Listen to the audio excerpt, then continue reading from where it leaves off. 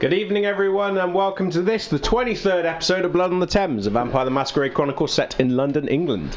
With me tonight, Carlos playing Moses of Clan Nosferatu.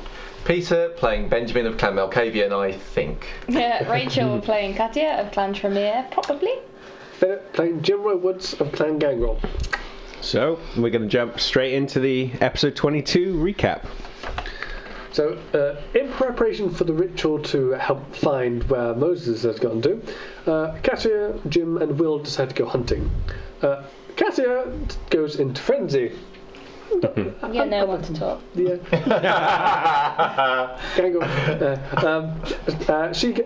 Moses gets into the sewers and becomes all about the animal gore. Will stops things becoming disastrous, and Jim manages to feed enough to heal, but not enough to fix the broken neck. Meanwhile, Benjamin goes to see Amelia, and he gives her enough money to survive for a few days. And he suggests that she gets a place to live and keeps that place a secret from him. Then, in the meantime, Moses is having some disturbing visions involving Lucy and his sire, the alderman.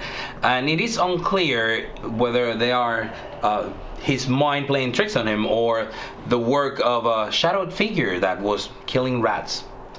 Benjamin then goes to see Edmund at a storage facility, and there Edmund gives him a gift of Abigail Jenkins in a box, or freezer box. He also takes him into a secret basement and shows him a very strange looking vampire held up with chains that we believe to be Vehement. And then he tells him a story about his own past and Benjamin's past. He also then starts calling Benjamin Simon and telling him that his sister is a figment of his imagination. Benjamin is very confused and disturbed by this. Meanwhile, Sabine carries out the ritual to help Katia and Jim find Moses, and then she heads off. Jim and Katia follow the trail to a mysterious warehouse. Feeling suitably stereotypical, we remark, it's always a warehouse. They decide that we could really do with backup, and we call in Alicia, who seems happy to come when we mention that Moses is in trouble. With her help, we manage to find and rescue Moses, all too easily, and then we flee to the underground as the sun comes up. So meanwhile, Edmund, as you do, diablerizes Vehement, and then starts to act a little bit differently. He gruesomely tortures and murders Greg, who is a former friend, and then asks Benjamin to take him for a ride. And that's where we ended the session. Yes, it was. So since Benjamin is now currently a couple of hours behind the others, who have all experienced their fall into torpor, we are going to rewind back to the moment where Benjamin is witness to this grisly scene, and that's where we're going to continue. Okay. Once we bring you a bit closer to the others, we'll be able to trade back. I haven't asked for rouse checks from you guys, have I? No. Just for the sake of transparency for those at home, these three are going to get their willpower back. Benjamin, who's mid-scene, will not. You don't need it, you're fine. Yeah, I'm fine. I need willpower. I've got this in the bag. You've got all-powerful sugar then. So, the lobby stinks of blood and gore. Mm-hmm. The remains of Greg, although you can no longer see it beyond the counter, is painted on the walls. This was not a casual slaying. This was not something done with any hope of trying to disguise it. This was something done for impulses, for reasons you cannot understand, and you wouldn't want to understand. Mm-hmm. And what you've learned of Edmund in the brief time you've been in this area, even then it's hard to imagine that he'd do something like this. But such thoughts still feel wrong to you. They still feel as though there has to be a reason. There's always a reason. You know, you don't know it, but you're not old enough to know it. He knows these things. That's why you look up to him. That's why he guides you. Okay. And with that hopeful explanation in the back of your mind, the sire before you says, "So, Ben, let's go for a ride." What about Greg? Don't we need to clear that up? casually reaches over and flips the sign from open to closed. I won't laugh. Looking at the door and things, is it like a glass-fronted place? Close to the door, but anyone looking through would not be able to see beyond the counter.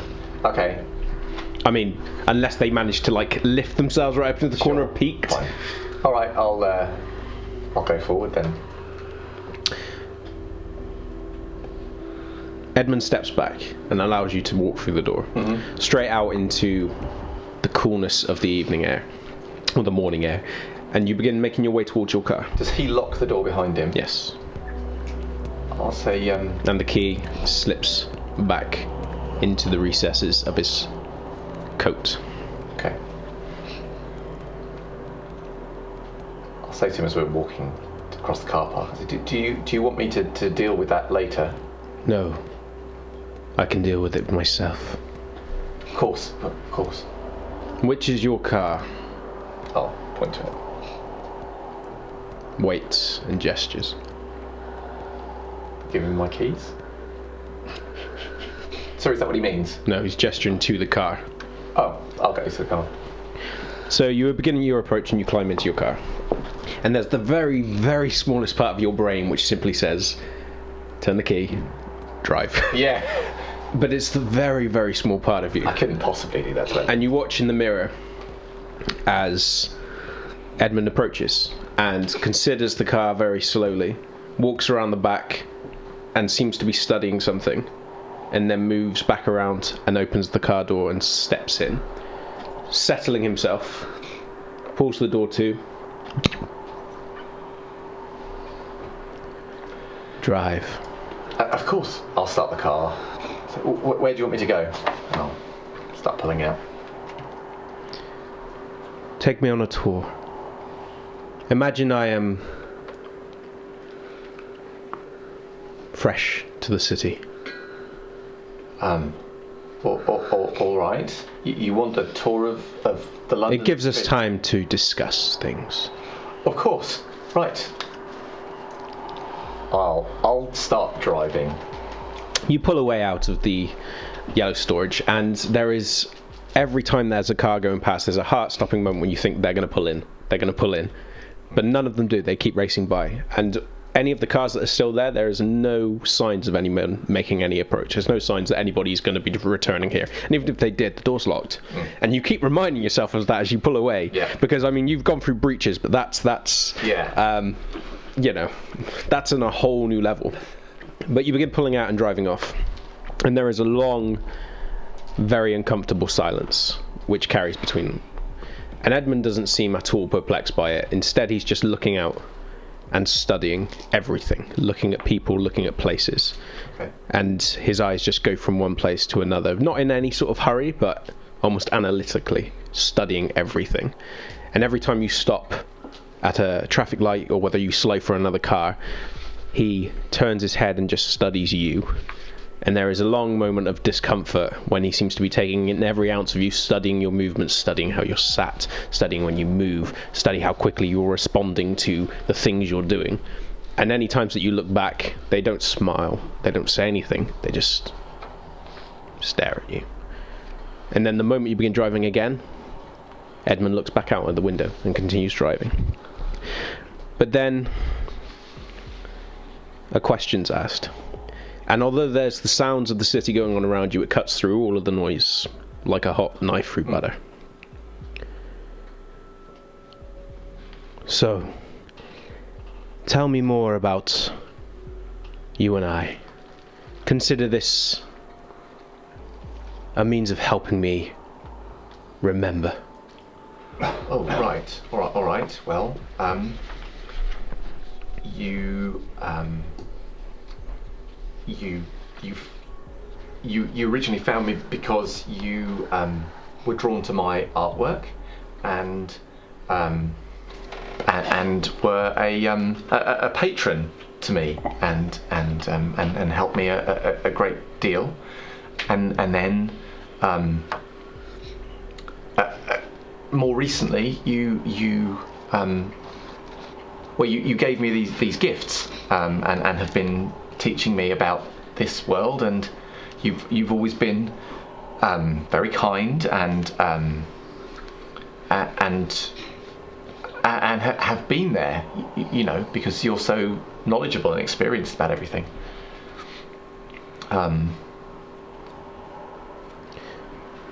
So you would describe us as close? Yes.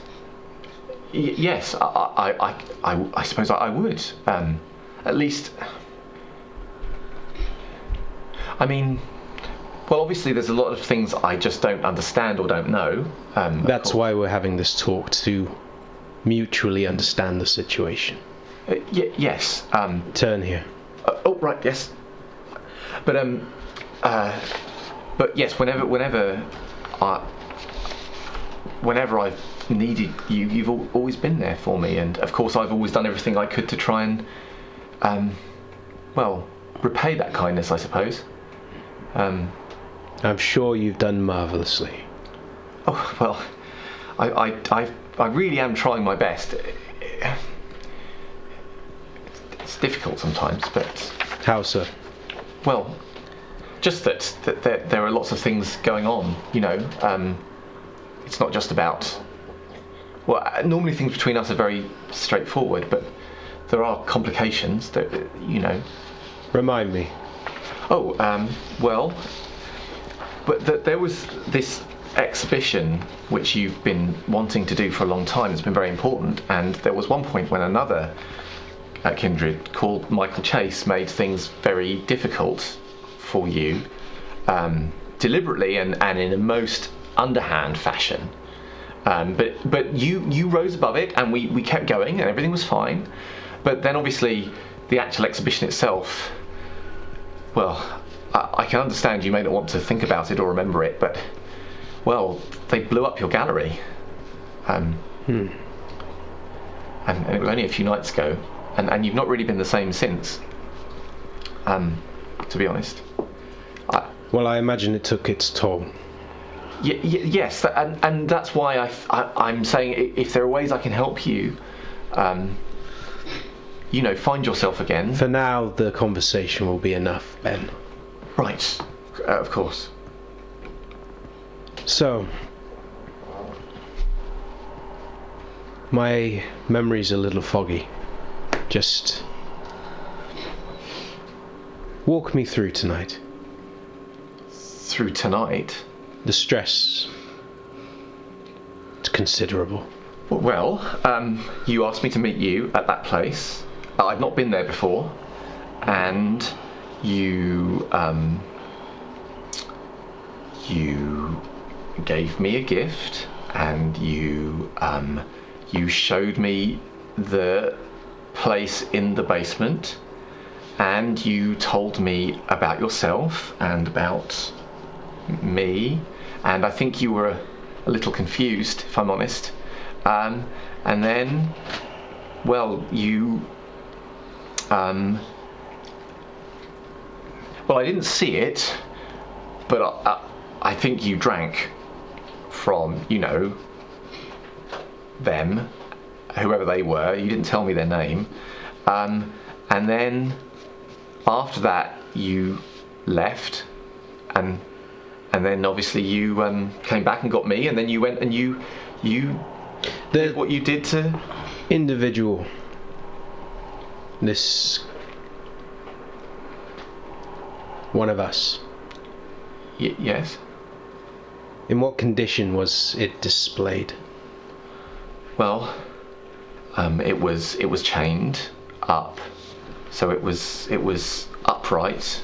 I don't know if it was a he or a she, but it was androgynous and very beautiful, and also very strange, and well, asleep. I mean, not asleep, but you know, very still. They didn't seem to be awake. They didn't react.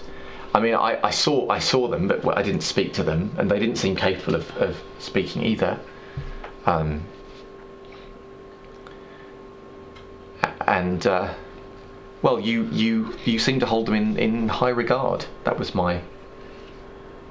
Well, they must have been fascinating. the figure. Yes, yes, they were actually. I'd never seen anyone like them before, and I don't know. I'm probably, this is why you were so fascinated with them, because I think they were like, I don't know if this might sound pretentious, but they were like art. I mean, you know, the best art makes us question everything, draws us in and pushes us away and makes us think and all of those things. And that person, that's what they were like. They were, I can't say for certain that I liked looking upon them, but I found them mesmerising, and I know you did. I know you had for a long time. But you were concerned about, I don't know, about what had happened, and about, I think actually, and this is important that you remember this, because I think you felt that you were under threat, that you were in danger.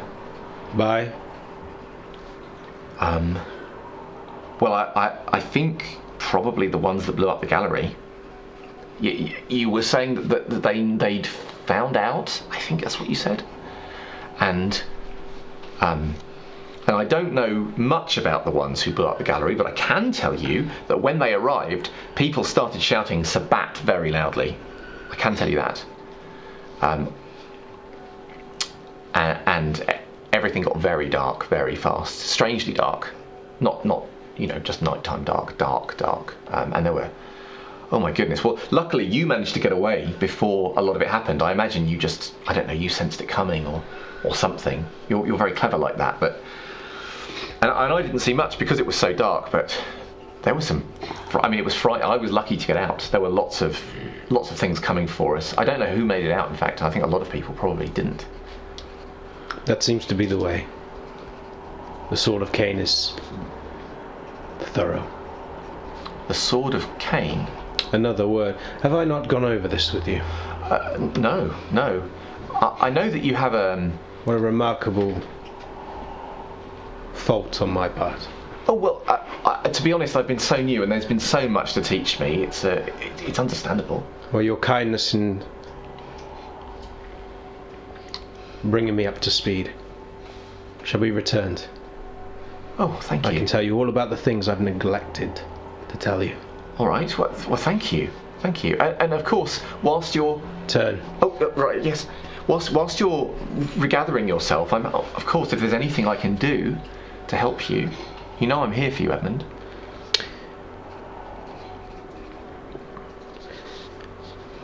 You've explained in part our friendship.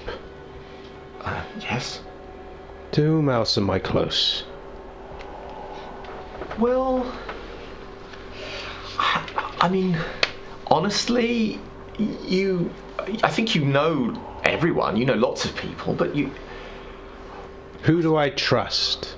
Oh, You can understand why this is an important question for a I know that kindred I know that you have. so out of sorts.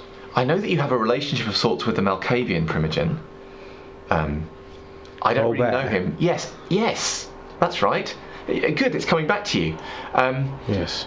But I don't know. I think, to be honest, like I say, you know everyone, and I think you're popular, but I don't think you trust many people. At least not that you've shown me. I think you trust me. I like to think you trust me, but I don't. I doubt I would have brought you to meet the art. No, I don't think you would have If I done. didn't. No. Take that for what it's worth. Yes. No ghouls, no kine. That you trust? No, I don't think so. None at all. No. You're telling me that my only social circle involves you. No, I'm not saying that. You have an extensive social circle in the art world, actually. There are lots of people. I'll reel off a bunch of names. Pull over. Oh, right. He waits until you came to a complete stop. and then turns in the seat and faces you front on.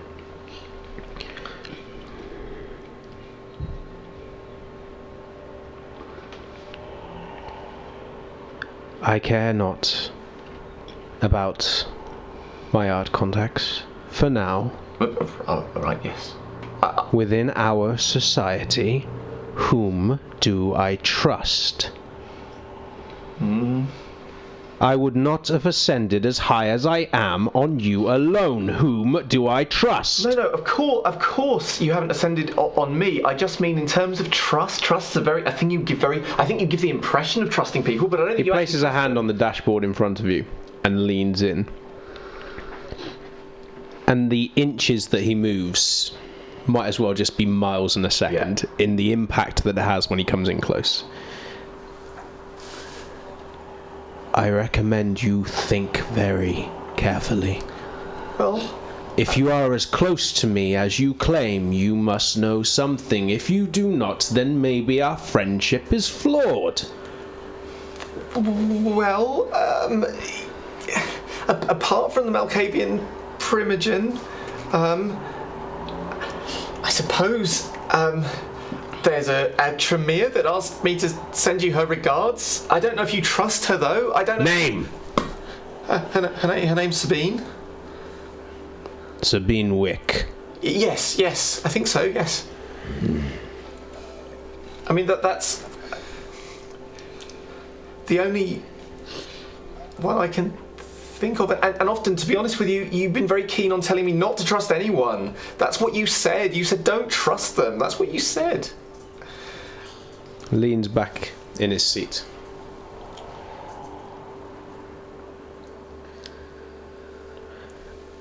Where do you spend your nights now, Ben? Well, it depends. You've got me a very nice flat that I sleep in. Take me there. Oh, right. So I'll drive him to the flat. Okay. I need some rolls from you three.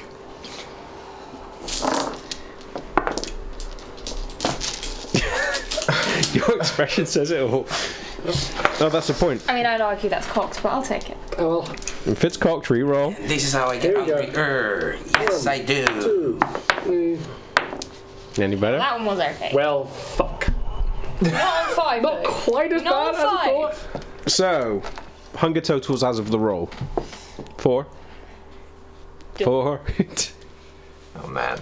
What's yours currently? Mine 1. 1. Yeah. Sing it down. Yeah, because, Mine's one. yeah, because I've got it so easy, man. Well, that's it, though.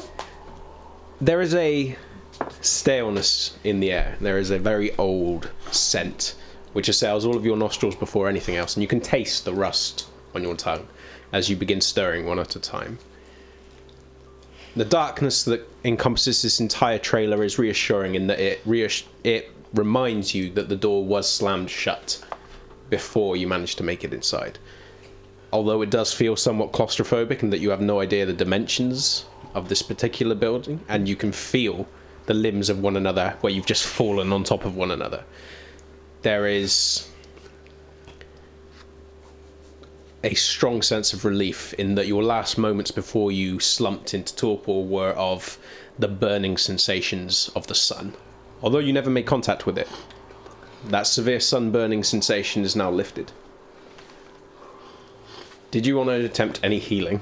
I did. Did you? I did. Okay, what are you at now? I started the eating at hunger 1. I'm now at hunger 4. Okay, so have you recovered all your aggravated? I have recovered another 1 point of aggravated, giving me 2 points of aggravated remaining. Okay. So, your flesh has continued to knot over, and now there is just a small ridge from where the flesh, although mostly mended, is still puckered around a broken bone.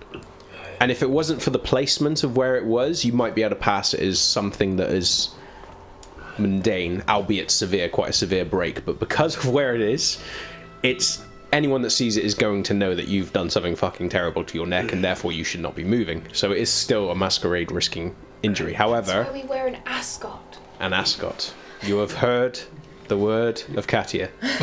Yeah. So you begin. For the British ignorant.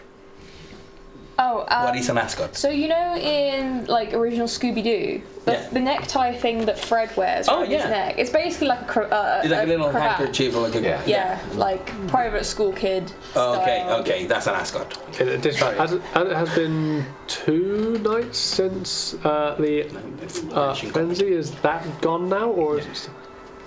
Yeah. As you smile, your teeth remain. More Fred, less within. Scooby. Yeah. Seems to be a good morning for you. Evening. It would be a good evening for you if you weren't feeling hungry. Absolutely riddled with hunger. You know, both of you. Mm-hmm. It doesn't help as well that as you begin detaching yourselves from one another, there is still the prone and as yet unmoving form of Alicia. If she's still not woken up, I'm gonna put some distance between her and myself. Okay. Where is she sleeping?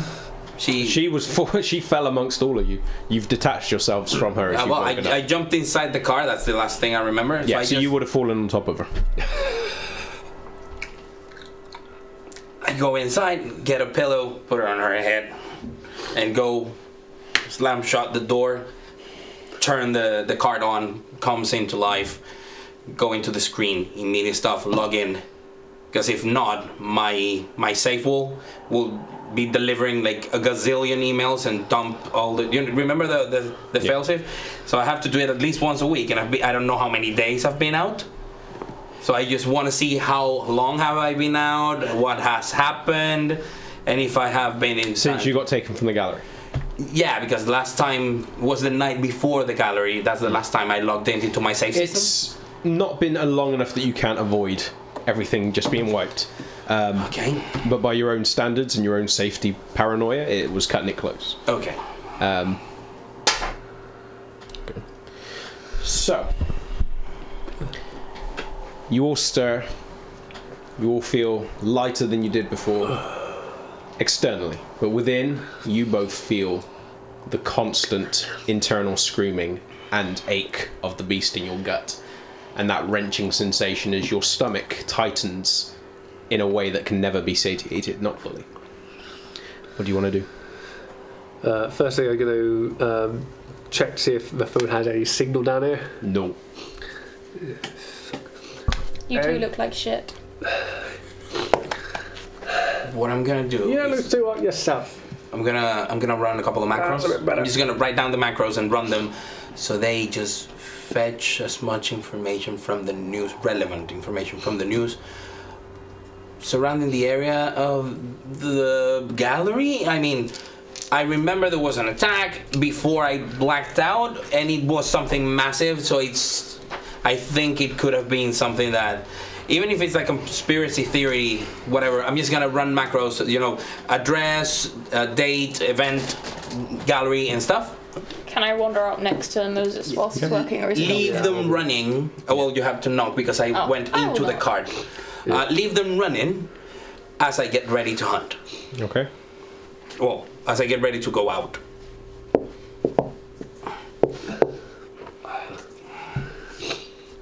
Go open the door, but stand in the door front. What?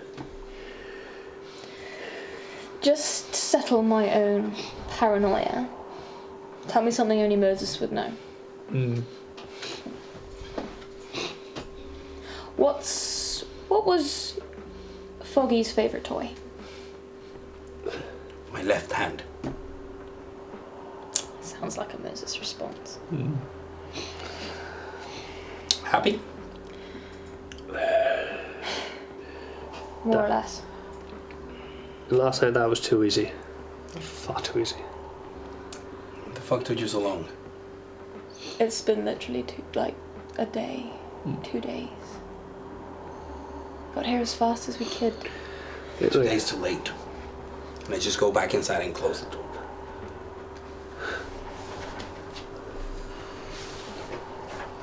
There's the sound of twisting metal as Alicia wakes.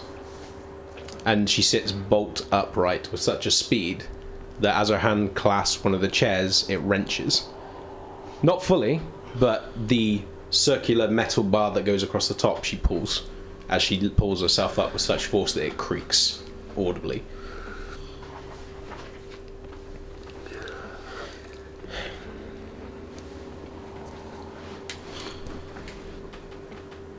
She looks past you towards the door that's shut. Moses? In there.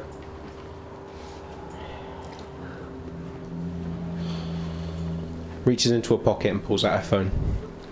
Flips it open and very slowly types.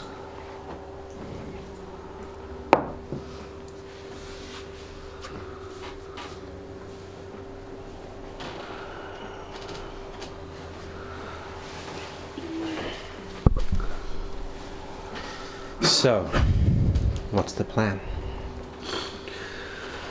Well, I think we first find out as much as we can about what the hell happened and maybe who got out from gathering that. We need to find out exactly what happened to Moses. What he saw, what they told him. What happened? I would recommend doing the latter one than the former one, because the former one's going to require a lot of light work, a lot of chasing up on kindred that are probably gone into hiding. And they probably don't give a shit about whether we find out or not. Yeah. Trust me, as soon as it comes to the next court, you'll find out who's still living, so to speak. However, I would rather not grill Moses in... Well, he seems to be in a similar condition to you. Yeah. It might be a good idea to ensure that there are no mishaps this evening first, and then we can all have a conversation. Feeding then. Indeed. What are your plans? Are you wanting to join, or...? I'll be doing the same. I need to get topside anyway. I need signal. Yeah. Open the door. Thank you. Everybody ready to get out? Yes. Where are we going? Hunt. Back to the domain, I presume. It's at least... Fuck that. And start walking towards the door. I'm with him. And she goes and steps out of the cart. So is the responsibility. Yep. So are we separating? I think we're all going together. 15 numbers thing. Okay. Oh, for fuck's sake, I'll come with you only because none of you can wipe minds as far as I know. I'd be interested to know, but I'm not going to just ask you right here. Let's go. Okay, so you begin emerging out, and you have to take... Make absolutely sure that everybody leaves without seeing what is exactly inside the car. Like, there were some lights, but nothing else. Like. Okay, so I need a dexterity plus stealth roll from everyone. Sure. Is that what happened? There is a lot of hungry dice on that vote. Jesus. Yeah. What could possibly go wrong? 2 successes. I have 2, and I have 2 skulls. Yeah. It's cool if you got 6 successes, messy critical. Yeah. Whether it's your current mindset, your mood, whatever it is, your experiences recently, your timing is impeccable. And you manage to disentangle yourself away from the area of the subway that you're in and climb up onto the platform in the split second before anyone comes in, and manage to get yourself in a position where you can not only guide the others out, but you also mask them from view as everybody is now occupied waiting and checking the train times or the tube times. And one after the other, everyone comes up, everyone joins you on the platform. There's a few confused people when they turn around and have a look at you and you're just suddenly joined by a lot of people. But it's not the kind of interest that goes beyond the fleeting curiosity. Lead on. I'm walking. Like I'm not standing in a place for longer than a couple of seconds. Okay. Alicia follows. I'm following very disapprovingly. And then I wait until I have access to one of the staff doors. So it's basically I'm just walking, but you know those areas where staff goes in and it's like a little maze inside? Just waiting because that's going to be better than me trying to go to the surface. Okay. Okay, so it doesn't take you too long to find one. Actually, I want to break into that area, like because it's. I mean, more with your likely- critical win, you're going to get in. Okay. Because and also I have the break-in specialty, so You're I going to just manage to slip away into one of these, and everybody else following on your. So on your if we coattails go manage to out, stick. it's going to be through a service door or something like that, not a normal. How do you call it? The turn thingy or what? Turnstile? Turnstile. That one. Okay, so where are you making your way? Where are you aiming to go? Probably back doors from the train station if we're close to. This is Bakerloo line, so any of those, depending on the station we are, trying to get out of the sort of a back area, not the main avenue in which you would have like the bus stops or whatever. Okay. Something like slightly less conspicuous. Okay. So that's how you're getting out, but where's your goal? Everyone at the moment is following wherever Moses is going. Oh, So what is your aim? What kind of place are you going to feed? It's worth keeping in mind that there is a current police presence pretty much enhanced throughout London at this point. yeah, it's throughout the city, so regardless. I think 'cause- I'm gonna book it to a residential area. Okay. So if we're close to a residential area, which I think we are, because we were in my personal gym. Actually, yes. Actually, all of this area is a mix of shops around the train lines, but mostly residential. Okay. So that's where I'm headed. Easy Okay. access to like So this apartments or isn't, whatever, and it's not like a super rough area, so that's good. Yeah. So I've got a base difficulty here, but it's going to improve by 1 Okay. because of the police presence. Okay. So I'm just trying to find any of the houses that I can easily break in and fit from someone who might be in there. Or who is going to give him a hand or and a back how? alley. You don't have to if you don't want to. By being involved, you will, if it goes wrong, obviously be. Yeah, I don't influenced think by the I'm involved with consequences. this one, to be honest. They've got Alicia, they don't need me. I'm here. Alicia's not helping. She's stepping Well, I'm back. here purely as clean up in case something does go wrong, but I don't want to be implicated. Alicia is observing this with an extremely bemused expression. This isn't my style anyway. I'll gonna help, but just be keeping watch more than anything. Okay. So you'll get a +1. And does my breaking specialty work here? Sure. Yeah. And that is yet another Fuck! amazing, Is it a critical? messy critical. Messy critical. I've got 7 successes. I'm so Messy. pleased I'm not implicated in Messy 7 successes. Ooh. Okay. I mean, half of my dice pool is hunger die. I don't think you have to worry about hunger dice after this. Yeah, I think I won't. Yeah, keep that expression warmed up because a messy critical and 7 successes. This is going to go interesting. You're gonna get the note. You're gonna get the note.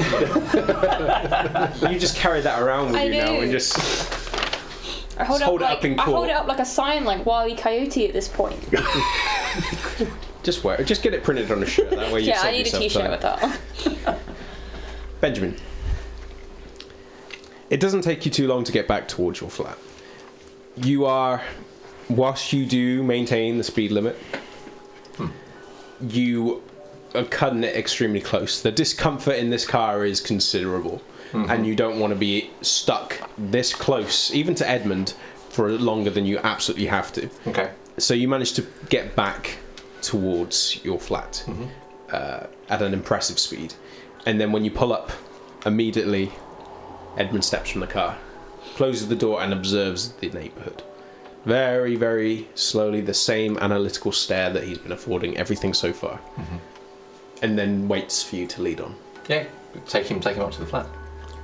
Follows you all the way and doesn't say anything. And then finally when you get up to the door, fumble with your keys and get the door open.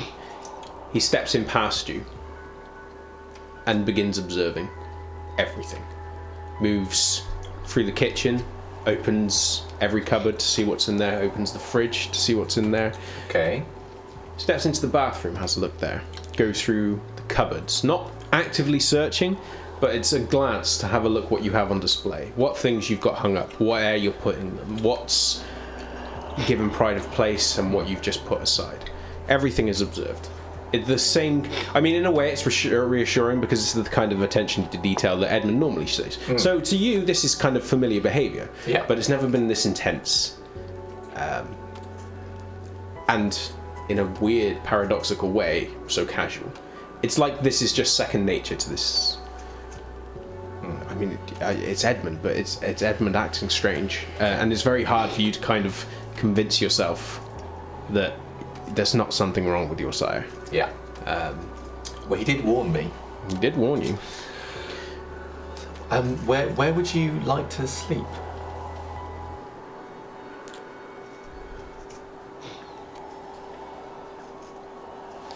Well, we can discuss that shortly. Oh, right, of course. However,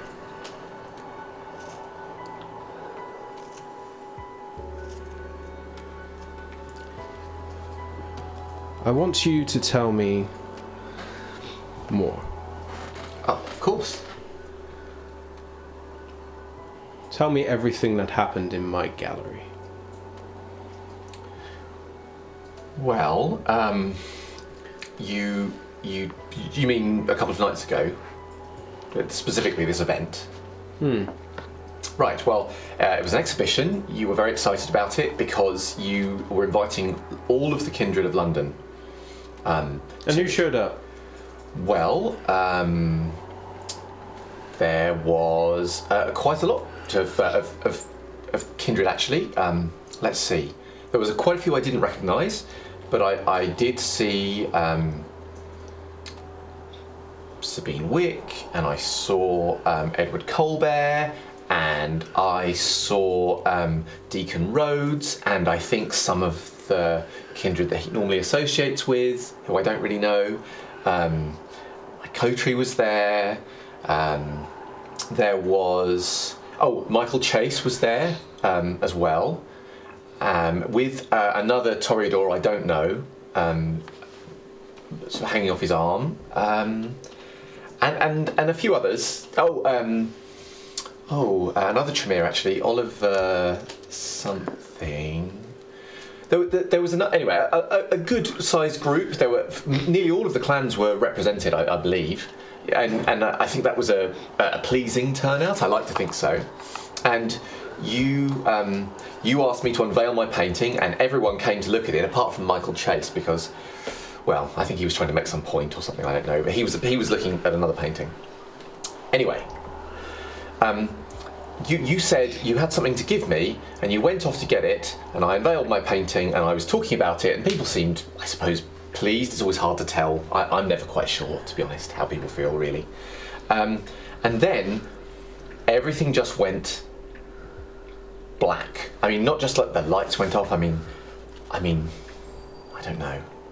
Like on a spectrum of colour, almost. I suppose the difference between something being, in temperature terms, 0 and absolute 0. This was like absolute darkness. But just as it was going dark, I saw this thing.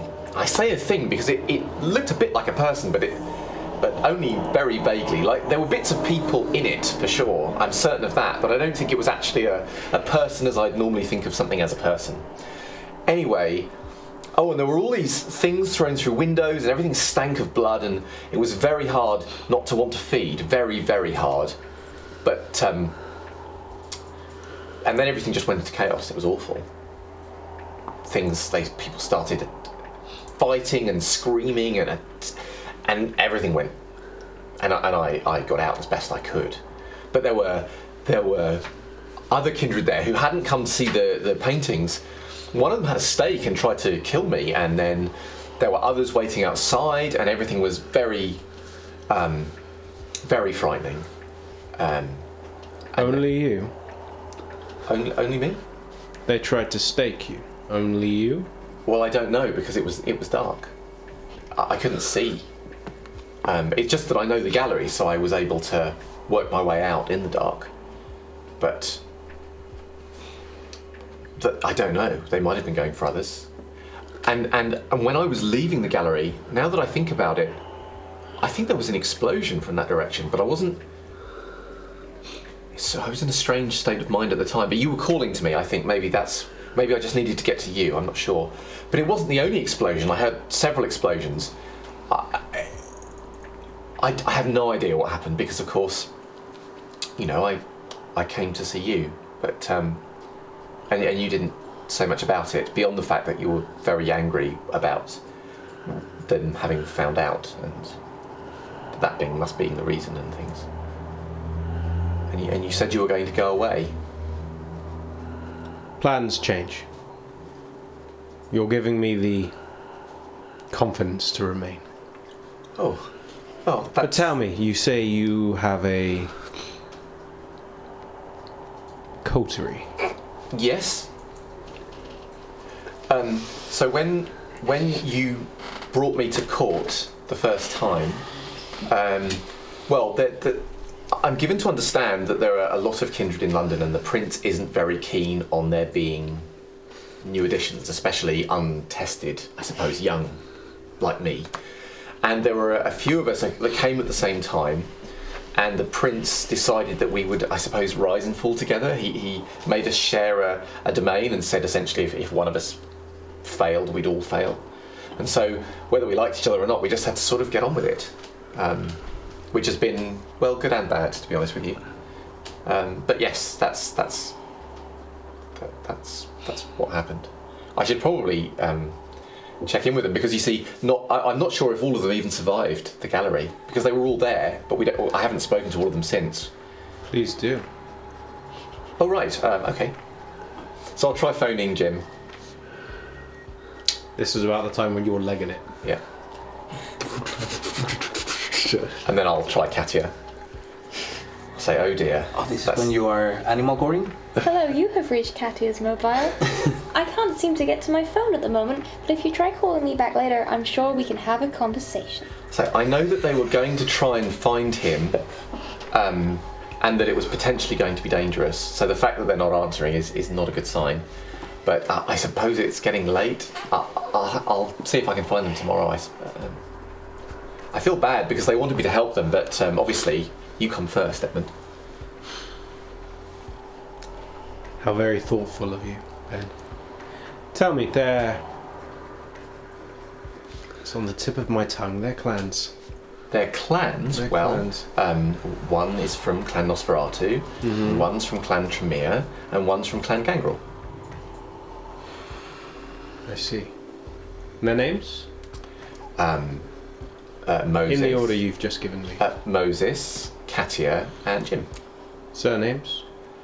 Well, I don't know Moses' surname, but Stern and Woods. Katia Stern. Yes. You were quite interested in her because I painted her once. Do you have a picture? I'm afraid I don't, because you destroyed it. And the remains of that picture were in the gallery, so I don't, in the basement. I don't think it's going to be anything left now. But you sound like quite the artist. Do you not have anything you can... Well, I can draw you a sketch easily enough. I am intrigued. All right. As she is now, or as she was when you were interested in her? As she is now. All right. Okay. Yes. So I'll get some. In fact, draw all of them. All right. So I'll sketch them. Somewhere whilst running through London streets, Katia goes, wait, I don't even sneeze anymore. So, you begin doing sketches, and each and every time you hand a sketch off to Edmund, he just observes it with an intensity that he's not observed any of your art for a while. Mm-hmm. And then, as soon as you hand the pictures over, he puts them aside. And then he begins mentioning other names. Some names you recognise, some that you don't. Mm-hmm. The Prince, the Constable, Colbert, anyone's name is whittled off, and as directed, you sketch them. Yep. And hand over the sketches. One by one until the pile slowly grows. And it's enthralling in a way. I mean, you always did do paint before Edmund because it made you feel validated, and now you have his complete 100% attention as you are just... It's strange, the night started so badly, and yet it's not so bad. Now we're here, away from the gore. Yeah. Okay. The members of my gallery. I must have had staff. Oh, yes, you did. You had lots of members of staff. And then draw them. Oh, all right. So I'll draw because there was like a bodyguard guy. I'll draw the staff. I won't draw Amelia because she's not his staff. He sacked her effectively. Okay. But I will draw like the guy that is normally security and sort of took door duty. I'll draw anyone else I can remember being there. And he goes through this list for the rest of the night. His attentions do not waver. And it's only when you begin feeling heavy that he rises. Do you have anywhere close by that you can stay? I'll have a think, do I? I don't think I do, really. If you hurry. I'll say, maybe if I was very quick, but it's a little dangerous. I'm starting to feel tired already, to be honest with you.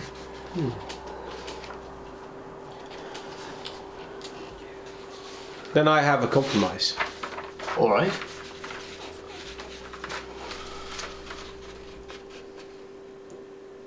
The gallery, how far is it? It's not that far actually from the flat, is it? I'll say it's quite close by. And in relation to that, the place that we came from this earlier. How far's the storage place from this? Terrible. I mean, you'd have to be booking it. I'll say you'd probably have to break your speed limit. I'll say it will be difficult to get there without drawing attention. To go quickly enough, I mean, but it's possible.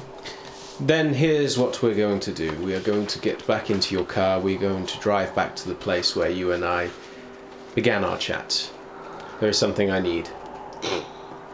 Once we have that, we will rest there and we will continue our chat tomorrow. All right.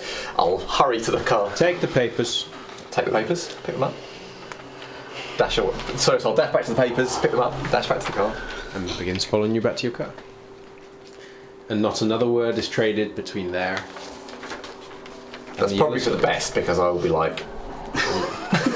And by the time you get there, the feelings of heavy weariness are beginning to inset.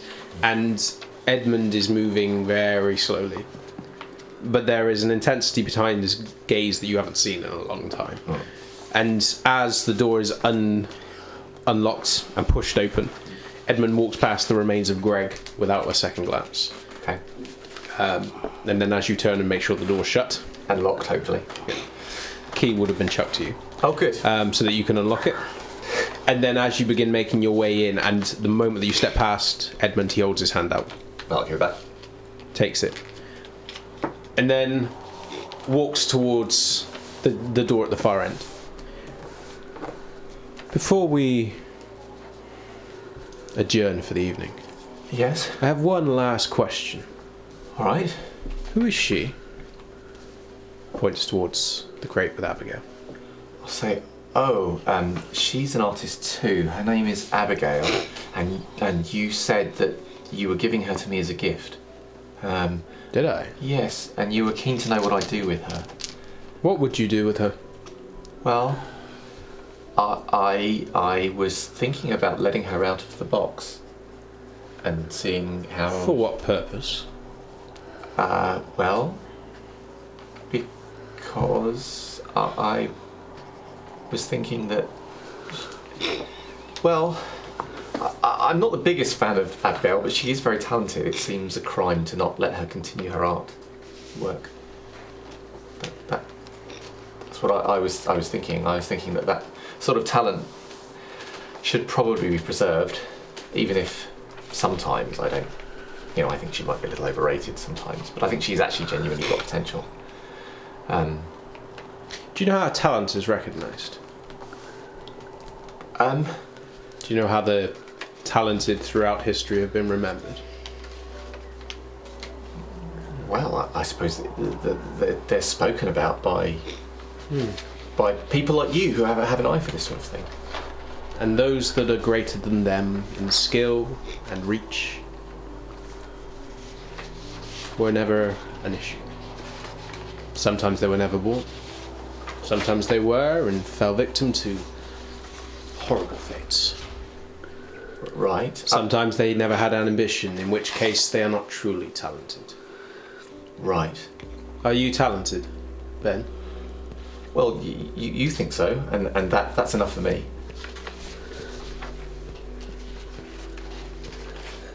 But are you ambitious?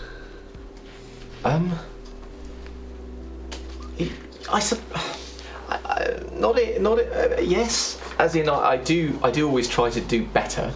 I take my work very seriously. But a lot of people don't really appreciate good art. To be honest with you, I don't care what everyone thinks. I care about what the people that really understand it think. We're going to have a discussion tomorrow evening about what your definition of art is, because I am intrigued. Oh, well, of course. That's something we often talk about. I'd be happy to. Steps back out into the hallway and leads you back towards the stairs. Opens the door. I will see you in the morning, so to speak. Yes. Is he gesturing for me to go down the stairs? Yeah, I'll go down the stairs. Door shuts. Oh. And then you hear footsteps moving back towards the room with Abigail. The door shuts, and then you hear... And then you hear something being scraped and moved. I'm so not using heightened senses at this point. Okay. I'm not using heightened senses. I'm happy not to know. I'll worry about it tomorrow. Okay. I'll go and hide in the basement. Okay. Meanwhile... I forgot to send you this. Remember you said last week? Yes. So we have a new system of delivery. Oh, Look at that. Pretty Look at good. what could go wrong? Chad did notice the paper aeroplane, by the way. it. Well, I mean, Yeah. that's what. Do you remember when you asked me for the things that I told you Yeah. about? Point number 2. That's the only thing that I would. Oh wait, this is in English. Da-da-da. That's a problem. Let me put the Spanish. The plan in Spanish. So Peter done. No. That might change where you currently are. If point 2 is what you're doing. Unless At you mean... any point. It can be now. If that changes. Yeah, it won't be now. If it changes the place, so be it. I would have no problem. Yeah, it'd probably have to be after this time, because in order to make that a specific thing you went for, the difficulty would have been higher. Yeah, of course. Um, No. Right now I'm feeding. Then I'm doing that. okay. So, just to catch up, Yeah, you'll recover your willpower. If you've taken any. can't remember. Just to catch Yeah, up with yeah. these guys. And I also need a rouse check from you. Yeah. Ooh, look at you. Okay. Passing a rouse check. It's filled with determination. I tell you what. The speed with which Moses manages to break into this house is astounding. It's like watching a professional cat burglar or some sort of magician just work their way out of some sort of tight spot. He chooses the exact... And in fact, ever since he's woken up, his movements have been on par and perfectly timed with everything going on. It's like he's sixth sense in his way around it, which infuriates you, because so far it seems to be going really well. And as he climbs in through the window, Alicia kind of watches and then steps in after and climbs through the window. Who else is going in? I'm staying outside. I'll slip in as well. I need defeat. Okay. So, you begin moving into the room, and you can hear a television going on from downstairs. And as you begin stepping around, you see what looks to be a middle-aged couple that are asleep on the sofa with the TV still going. And you immediately make your approach over towards male or female. I just glance at Alice. I'm going for Female's the easier one. to get to. Yeah, the closest Okay. one. So you move over and your fangs immediately elongate, and you go in. How much are you planning on taking? I am planning to take 2. Okay, make your willpower roll. I am planning to pass that. Plans change. Yes, they do. That's why I say that I'm planning to. No, I'm this not is what? involved. I'm not involved with this. Oh, but with my humanity, right? Mm-hmm. Okay, at least. And no hungry dice. I'm just kidding.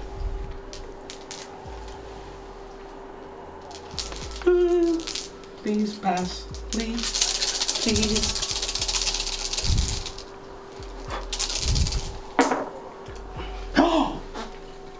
Five successes, critical win. Okay. Happy crit. Happy crit. Happy black die crit. Happy. You will take your 2 points and recover two points. You begin draining, and you can hear the creak, very, very soft creak of the wood a metre or so back from where Alicia is just leaning into the room and just observing you. But then as you begin lifting your fangs free, you are almost fully out when you hear another noise. And it is a shout of alarm as you look over towards the partner looking around at you, and he immediately reaches over to try and wrench you off. But the moment that his hands make contact with you, you lift your arm around, fully circling his, and lift. And you feel him not only lift off the sofa, but hear his arm break at the elbow as you pull him. And as you swing around out of reflex, pushing him away, your palm makes contact with the bottom of his jaw, and you hear, and then he goes limp.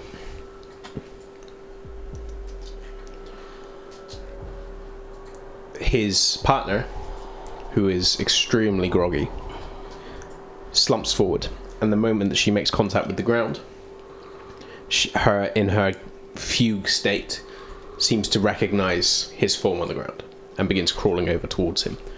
Very, very weak from the amount of blood that she's lost in quick succession, and she is very close to reaching her when you hear thoof, thoof, thoof, and Alicia lands next to her, her knee on the back of the woman's neck, holding her in place. What are you doing? I'm moving back out. Nope. Beep, beep. Go get Katia. I do so. We gotta... Are you fucking kidding? Not my fault. Not my fault. We need a mind wipe. It's your fault for agreeing to What's your compulsions, by the way? Sorry? What's your compulsions, by the way? Dominance. So I. No. Sorry, not compulsions. The Now we know. Convictions. yeah, the convictions. Oh, convictions. Yeah, the guilty shall be punished and protect the children from harm. Okay. You will take Ouch. 2 stains. The Lord. I wish we had a salubri with us. As the gravity of what's happened hits you, but it's not fully at the forefront of your mind at this point. What are you doing? I was feeding. Clearly. Now what are you going to do with her?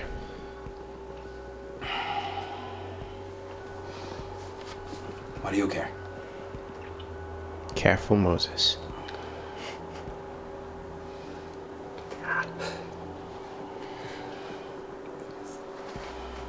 I recommend you look away.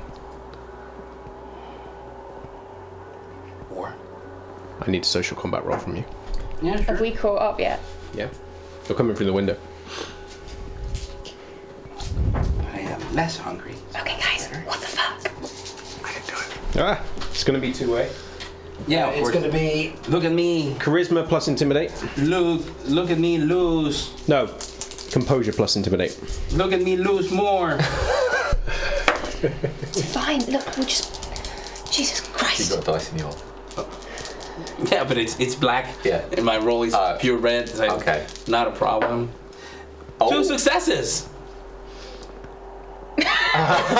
Fucking hell.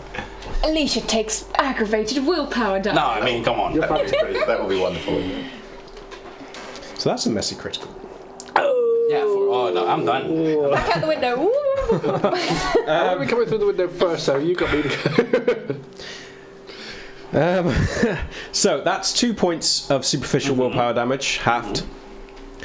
As the intensity behind that stare, even in your state of mind, is still felt. And there is a part of you, which you're pretty certain at this point is your beast is recoiling from the sheer...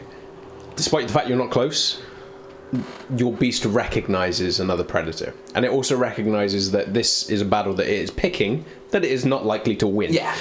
And the moment that that realization hits, there is a snarl from her, and as the woman begins whimpering, she presses down with her knee. Alicia, no! This isn't necessary!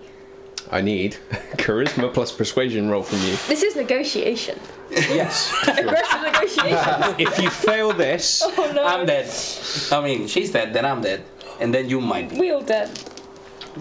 come on, Katia. No pressure. I never passed these though.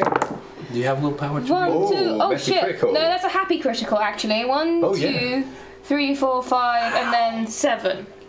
Wow. Wow. Was that a critical win? That's a happy critical win, Okay. yes. A happy critical. Not a messy one, a happy critical. Okay, I am willing to ignore the bestial failure. No, not the bestial failure, the messy critical. Yeah. Or at least mitigate some of that.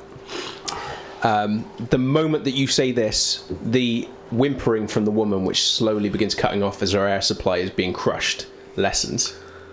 And Alicia, who's still watching Moses, lifts her knee off. Very slowly, moves around the sofa past you towards Moses, and places a hand over his shoulder and leans in. Get your shit together. And start walking towards the window. Fuck's sake. Okay, are there stairs in this house?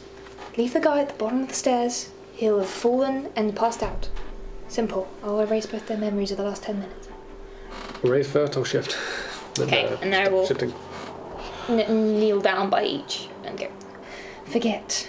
Okay. As I shift the guy, can I tell if he is still alive or if he is dead? He's alive, but his neck is badly damaged. He needs to get to a hospital. Cool. If you. He is very likely to have taken some sort of lasting damage from that strike to the neck. Is there His a neck isn't landline broken. phone in this Yes. house? You call an ambulance, leave the phone by his hand at the bottom of the stairs. He would have passed out after calling them. I'll do so quick. Okay. What is the specific message you're leaving? Fell down the stairs. Think something was broken. Emotion. Trying to because Manipulation plus subterfuge. Plus Can I 2. help him with like theatrical Yeah. advice? confused plus. Plus 3 for Katia. God, I'm being too nice. I'm getting caught on this shit, guys. I'm being too feeling. nice. Oh, wait. 3. Wrong dice. 3? Okay. 3. Okay. Very surprising. There is a pause as you are relaying this information, and for a moment you think, "Fuck," but then it turns out that the reason why there is a pause is this individual asked you to repeat the message because you were lagging and she couldn't actually hear it. And the moment that the details are done, you hang up the phone. Your job is done. You've been moving. You moved him. Yep. Okay. Fingerprints are not something you have to worry about because you don't have any yours on your flesh. However, there are other forms of evidence that could be dropped, whether or not any has been left to suggest any sort of other altercation, and whether or not that's even going to be an issue is kind of a question up in the air. If they do believe he's just fallen down the stairs, then congrats, but if they think that anything else might have happened... Okay, now let's skedaddle, as they say. Please. We'll have to find use for something somewhere else. And I think we slip out.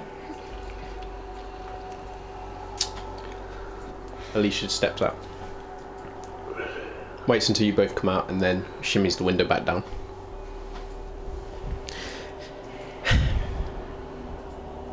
He looked tasty. I'm pissed.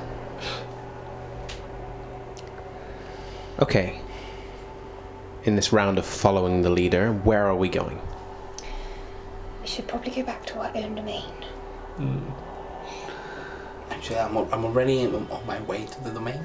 Okay, that's fine. Like I just. Yeah, Alicia stopped following you at this point. Nice. Yeah. I'm going on my own to the domain. Back to the main, and let's get us all fed. Alright, I'm let's assuming prioritise. you need a snack as well. Yeah, let's just say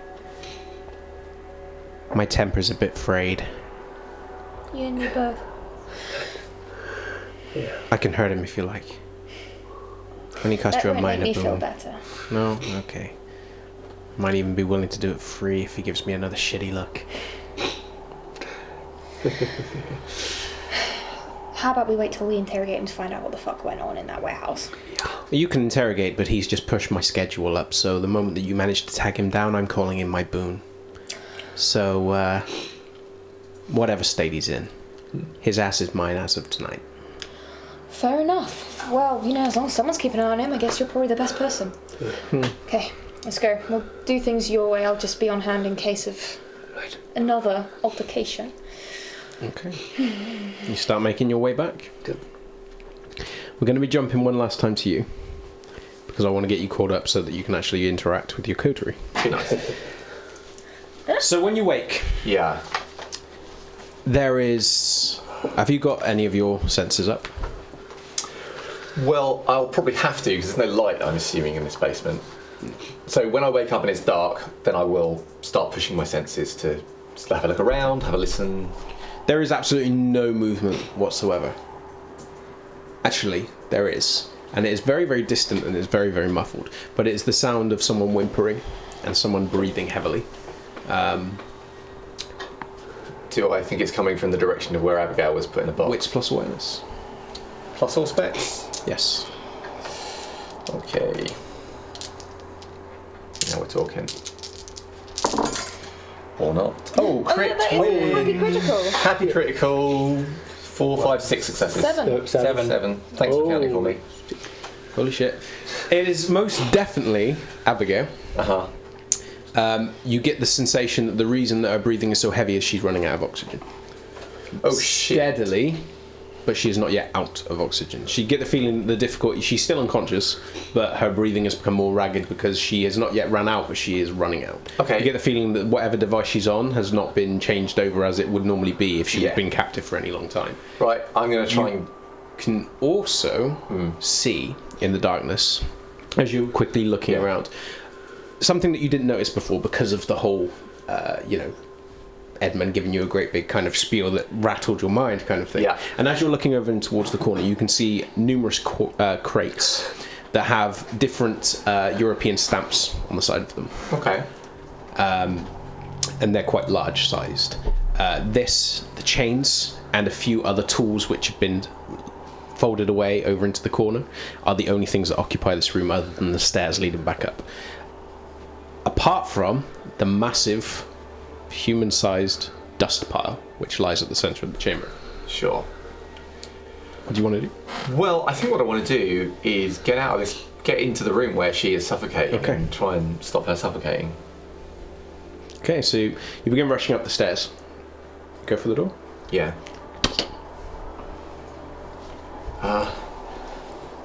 So I will... I suppose he will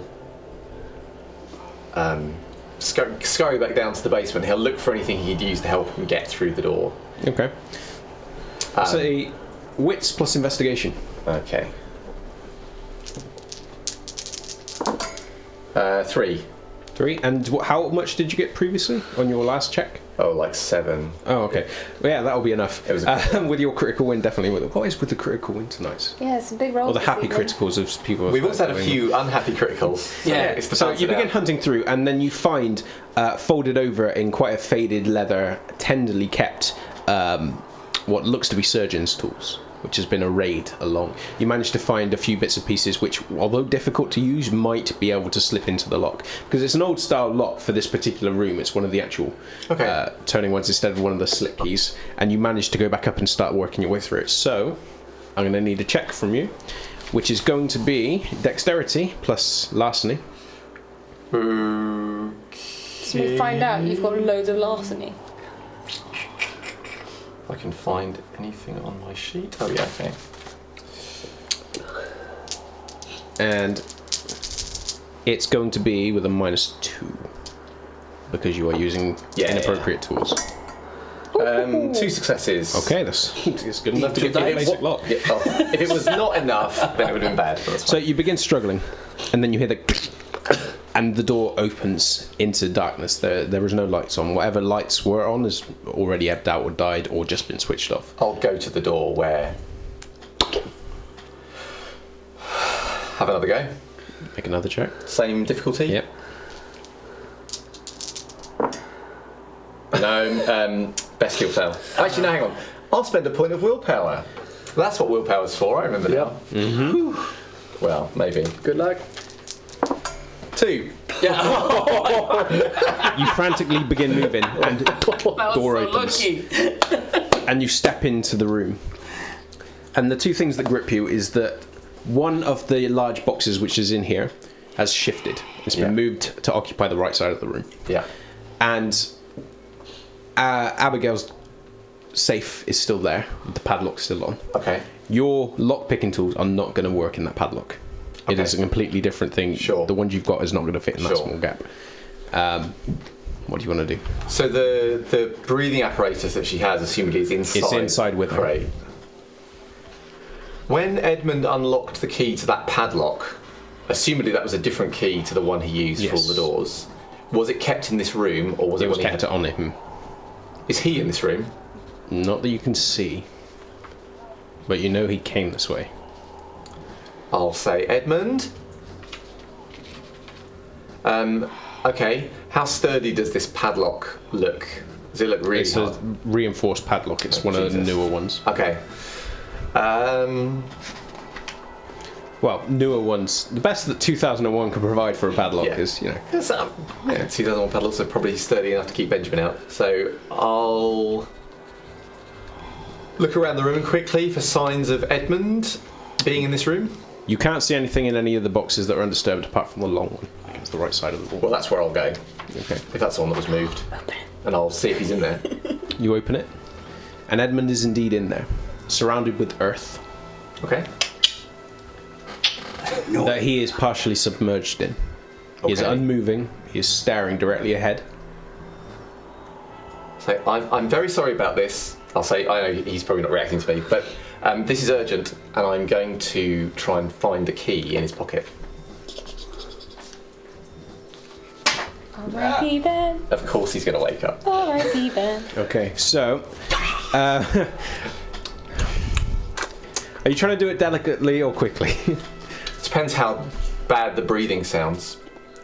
She's pretty low on oxygen. If I think like she's going to die, if she's going to start having like brain damage any second, then I will be doing it quickly. No. If I think it's got to be done in the next few minutes, then I'm going to do it delicately. Okay, so Dex plus Larson. Is it larceny to pickpocket? Yeah, I would think so. Larson. Yeah, I would think so. 2 successes. Okay. You begin rummaging through Edmund's jacket, trying not to disturb the earth that he is submerged in. Yeah. Unsuccessfully, because you have to lift his jacket to be able to get in, and the earth falls away. But you do manage to recover the key from inside. It's quite a newish looking key. It's how you can immediately identify it. Great. What are you doing now? I'm going to go and unlock the padlock. Are you leaving his thing open? Oh, no, that'd be rude. So I'll close it. So you seal him away, and then move over, unlock the padlock, and lift it.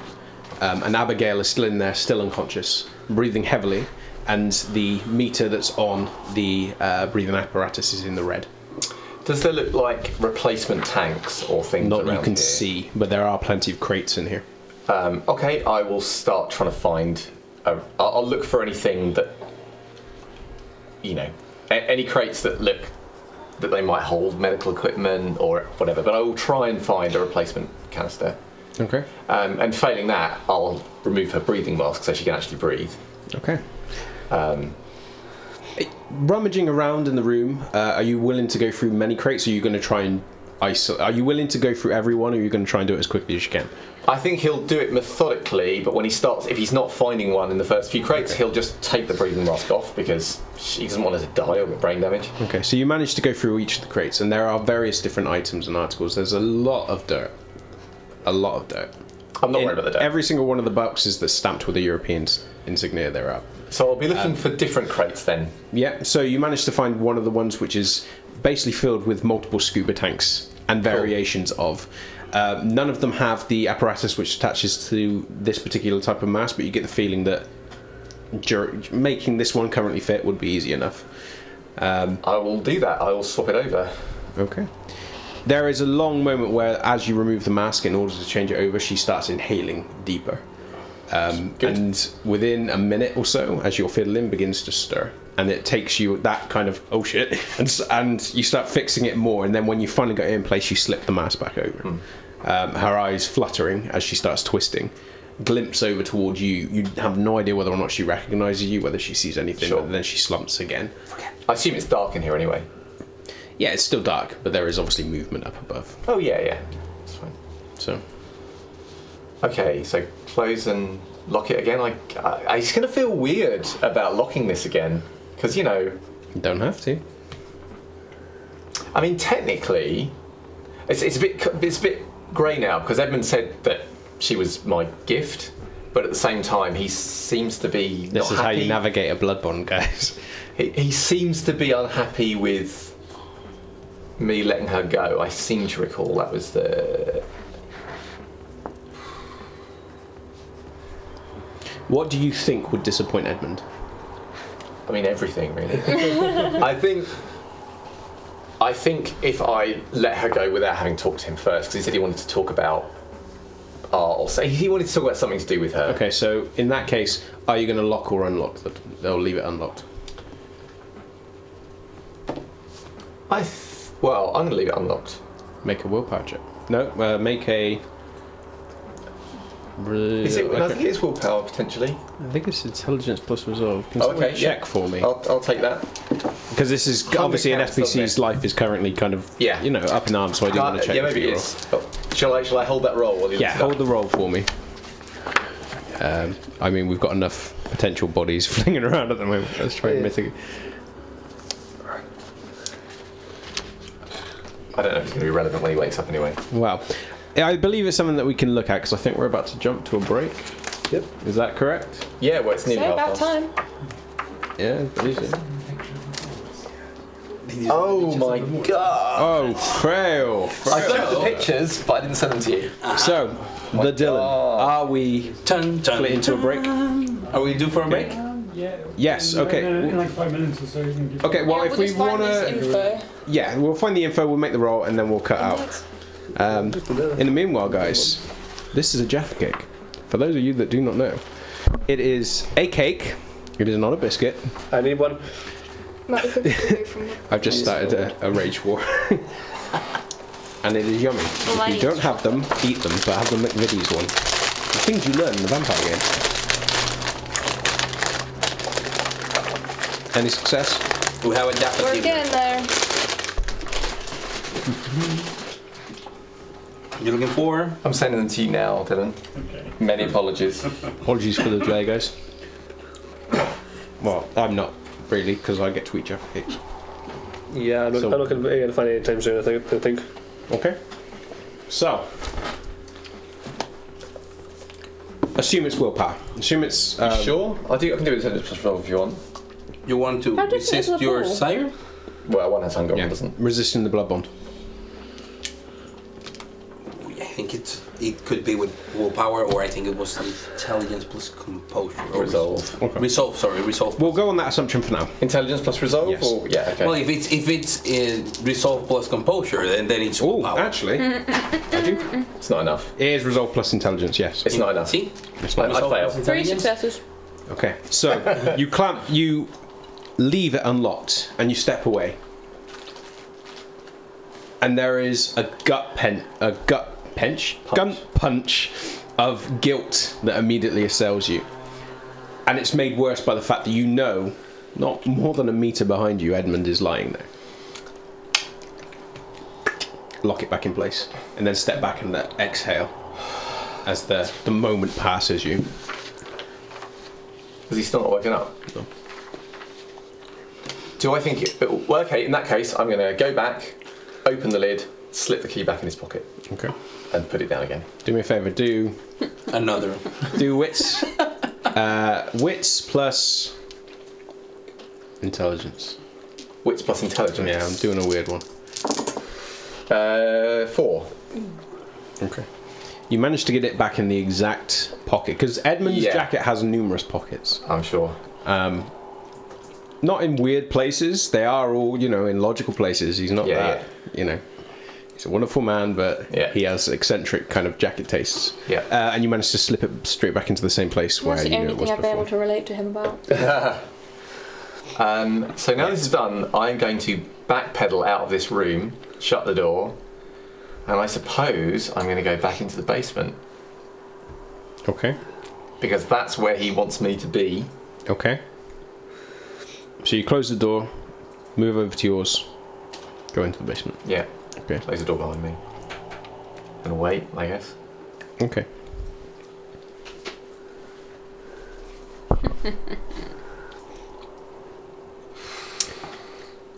You wait for over an hour.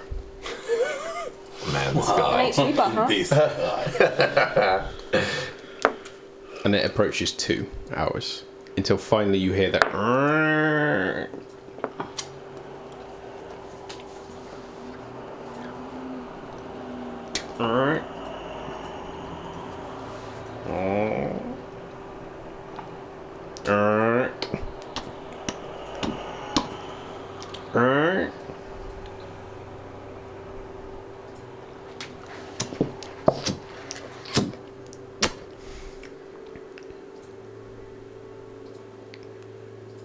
Good evening, Ben. Oh, hello. What was of interest to you in my chamber? Well, the Abigail, who's in the box, she, I think, was. I was worried she was starting to suffocate. How did you unlock her padlock? It's still in place. Well, oh, I'm very sorry, Edmund. I'm sorry. It was just, I used the key.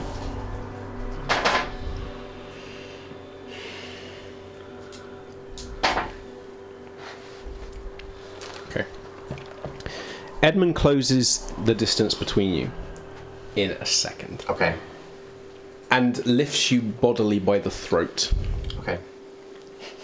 The sensation of dangling feet and the sheer shock at him just very casually holding you aloft as he stares at you. And you grip hold of his hand, trying to steady yourself, reflexively thinking that your air supply is cut off, even though you don't need to breathe. Yeah. And he doesn't squeeze, but he holds you there. Okay.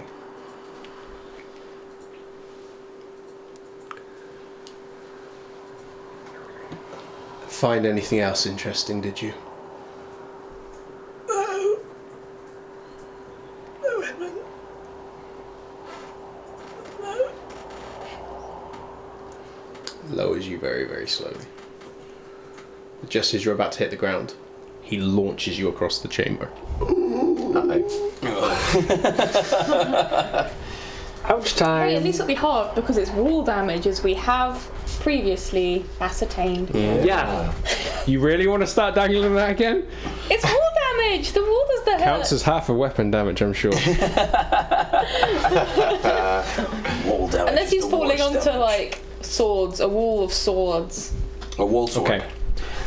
5 points of superficial damage, halved, rounded up to 3. As you are thrown bodily across the chamber and your back solidly strikes the wall underneath, sending a metallic ringing throughout the chamber as you slump down. And as he studies his hand, he looks over at you.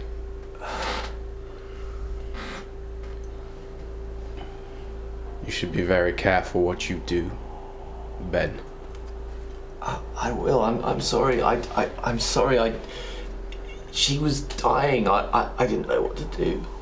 Do you want to make it up to me? Yes, of course I do. Of course I do. But how can I make it up to you?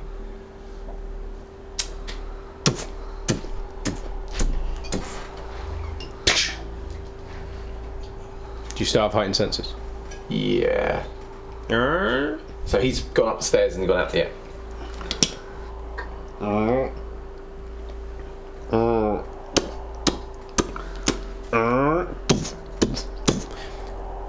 He drops Abigail in front of you.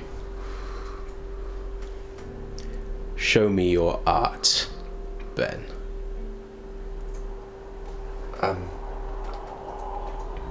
You. I don't understand. You want me to paint here? He moves over towards you, grabs you by the scruff of the neck. Yeah. Are you going to resist? No. He hauls you bodily to his feet and drags you towards the stairs and pulls you bodily up it. And he does so frighteningly effortlessly. Okay. All the way up towards the lobby, and he throws you face first down into Greg. Oh. Am I making myself clear? Take a good long look. You'll find inspiration. Found it. Please. Get downstairs! You want to make it up to me, don't you? I do. Then get downstairs. Do you want to resist? Yeah. Okay. Ben's most heroic moment. Come on. Wits how plus long it intelligence, I guess. It's Run, Ben. It's resolve. It's intelligence plus resolve. Oh, Okay. intelligence. Yeah. You're right, to not plus Because I side. made a note for the other day because I knew he was gonna get into situations like On the this. plus side, to be fair, he has dragged you right next to the front exit of this building. Yes, it's true. I can run immediately for the door. And get the car if you are. 4 successes. But But if I you could re-roll with that willpower- willpower. I could. You could get a crit, a happy crit. Oh, We're in go on it. You know, then. if any I time. just. Oh no. The If thing you is, do it, you'll take a bazillion stains. If you don't, you'll die. I mean, this is the thing. I'm ruined either way. Willpower. I think the problem is that one of my convictions relates to the importance of preserving good art. So I'm going to have to spend a willpower. What about the Chronicle tenants? Well, Chronicle Talents is a distant second to that. Down with the Chronicle lens. No, Oh wow, I failed. fate was on your side. There is a long moment where, through sheer force of will, you and observing this absolute mess of gore, Yeah. you feel sick, although you cannot be sick anymore. That sensation, that familiar human sensation, grounds you in your humanity, and you long to resist. And you even consider a glance towards the door, thinking you could get through there. It's locked, but you could get through there. And then immediately that thought vanishes. And you find yourself picking yourself up and scurrying, half crawling, half scurrying back down towards the passage. And you hear, constantly on your heels, but unhurried, the footsteps of Edmund. That is where we're going to take the break. Well, we might soon have another addition to the board for death. Yeah. Yeah. You're first. Yeah, you got one on there before I did. Oh, excitement. Did the pictures come through, all right? Yeah. So, let's do the relationship map, because I'm excited about the relationship map this time. So when I updated the relationship map, Mitch and Carlos told me that I hadn't made it crazy enough in Benjamin's section. So, in the end, there was a bit of brainstorming, and then Mitch spent quite a considerable amount of time Quite a while. working on the Benjamin section, and actually went slightly mad himself in the process. So we're over here. So observant people will notice that there is now some white strings entwined with some of the other strings, the blue and the red strings. That's a case where there is a connection between characters. We're just not sure if it's in Benjamin's head or not. And of course, many of these connections have all got a bit confused and tangled and messed up with each other. In terms of new things though, Simon Wintle is now in this area, who was mentioned last session. Also, there are now links to Michael Chase as well. And Edmund. And of course, Vehement has moved into the top corner, snuggle up close to Edmund there, because they've got a bit messed up as well. So yeah, that's new too. And that, I think, is the only change to the relationship map, is the Mad Malkavian section. Okay, I don't think we have. Do we have any changes? To We the board do. today? Board of the Dead also has updates. It's just, how much excitement can you take in one? I know, right? Okay. So there's no updates to the cool section or the not cool section, so we're going to go straight to the Board of the Dead, and it's all in this section here that we're dealing with. So, Oh yeah, Greg. Oh, dang. I haven't even put Greg on. See, that's how behind I am. Are we going to have Board of the Squelched? We might have to have Edmund's board of murder, right, in a minute. But the additions that we have made are Will Price has murdered seedy drug dealer. And there's the Blood Eagle Killer. the Blood Eagle Killer has been revealed to be none other than Edmund Sinclair. So that's been flipped over here as well. But yes, rightly pointed out, poor old Greg has not been added to the board, so I will do that for next time. Apologies. Any questions from chat? Yeah, any questions or things? Like related to eating habits and particular times of the day? No, not as silly as that. Sorry, Lady Birdie's asking what your favourite discipline is. Ooh, favorite discipline V5? Yeah. God. Why don't we do one for V5, one for V20? Because my favourite... Because, yeah, I'm waiting for my favourite ones to come. Yeah, likewise. So, yeah, I'm gonna go with Obtenebration / Oblivion. However they want to call it. I think they did a magnificent job with animalism in V5. Magnificent. It's one of the disciplines I put up there. Peter? So my favourite V5 discipline remains celerity. I didn't actually like celerity so much in V20 just because it was kind of so ridiculous in terms of if you had it, you won generally. But in V5, what I really like about it is that you've got a lot of flavourful powers, but it doesn't overwhelm the other disciplines. But specifically, the top level celerity discipline, which we've talked about, I think, in a previous one, but I still love, where you are faster than the storyteller, is my favourite. When the storyteller says, like, the bomb goes off, and you say, yeah, but I've already left the room because I'm that fast. It's almost like the flashback feature of Honey Heist. Yeah. So that is my favourite. I suspect it's not any storyteller's favourite unless it's an SPC using it, but. You're assuming that the players have reached level 5 celerity yet. Yes, but yeah, that's my favourite. Just it's so ridiculous. For V5, I don't know. I really like Potence because it's always fun. I like the new rules for Fortitude. Just generally the physical disciplines from V20 are just so much cooler in V5. And I think that's something that most of us would all pretty much agree on. V20, I love I like the really specific things. Obviously, Vicissitude is an obvious one, but yeah, Spiritus was one of my favourites. It was just so versatile. But also, I completely forgot about. I forgot about Ogam, Valarin. Fantastic. From the there were many disciplines in V20, but Valarin was amazing. I do miss the Salubri. That's very sad. But I did love the. The Gangrel bloodline with Ogam, and also Armanes with Spiritus. Oh, Melpomene from the Daughters of Cacophony. Yeah, that too. I mean, so many great things. I love Celtic mythology and also Norse as well, which is probably why I really like the other Gangrel lines, but yeah. I mean, for me, as I had a little read of the V20 book when we were first starting, but then haven't touched it since we got the V5 because I'm trying to process all this still as the newbie. Yeah, I'm the of this one. But certainly, I haven't had time to look through them all myself, because I've been trying to focus on what I have. So what I have, my personal favourite is the Fortitude. Certainly the top level Fortitude ability of the more you get hurt, the harder you hit. Yeah. There's like the more damage you get, the harder you hit. It's like ow.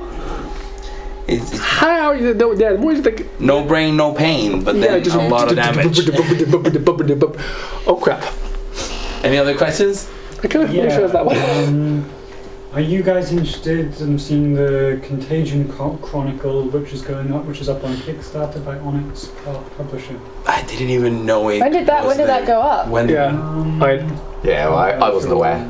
I mean, I have had a little look, and if resources would allow, I would back, because it does look awesome. From what I understand, it brings has rules to bring together all the World of Darkness Basically, what they did with New World Darkness, they brought everything together and then they just branched it out. Yeah, sort of thing. Which I like it as long as they keep it. So you can have a group of vampire, changeling, mage. Well, they did something like that when they released the New World of Darkness, and then it was Vampire the Requiem, and Changeling the Lost, and at that point they had, in my opinion, what was the right idea at the time, in which you would create a mortal in character creation would be create your mortal, and then you apply the changeling template or the vampire. Basically, it's like, oh, you're turned into a vampire, so you get these bonuses or these benefits.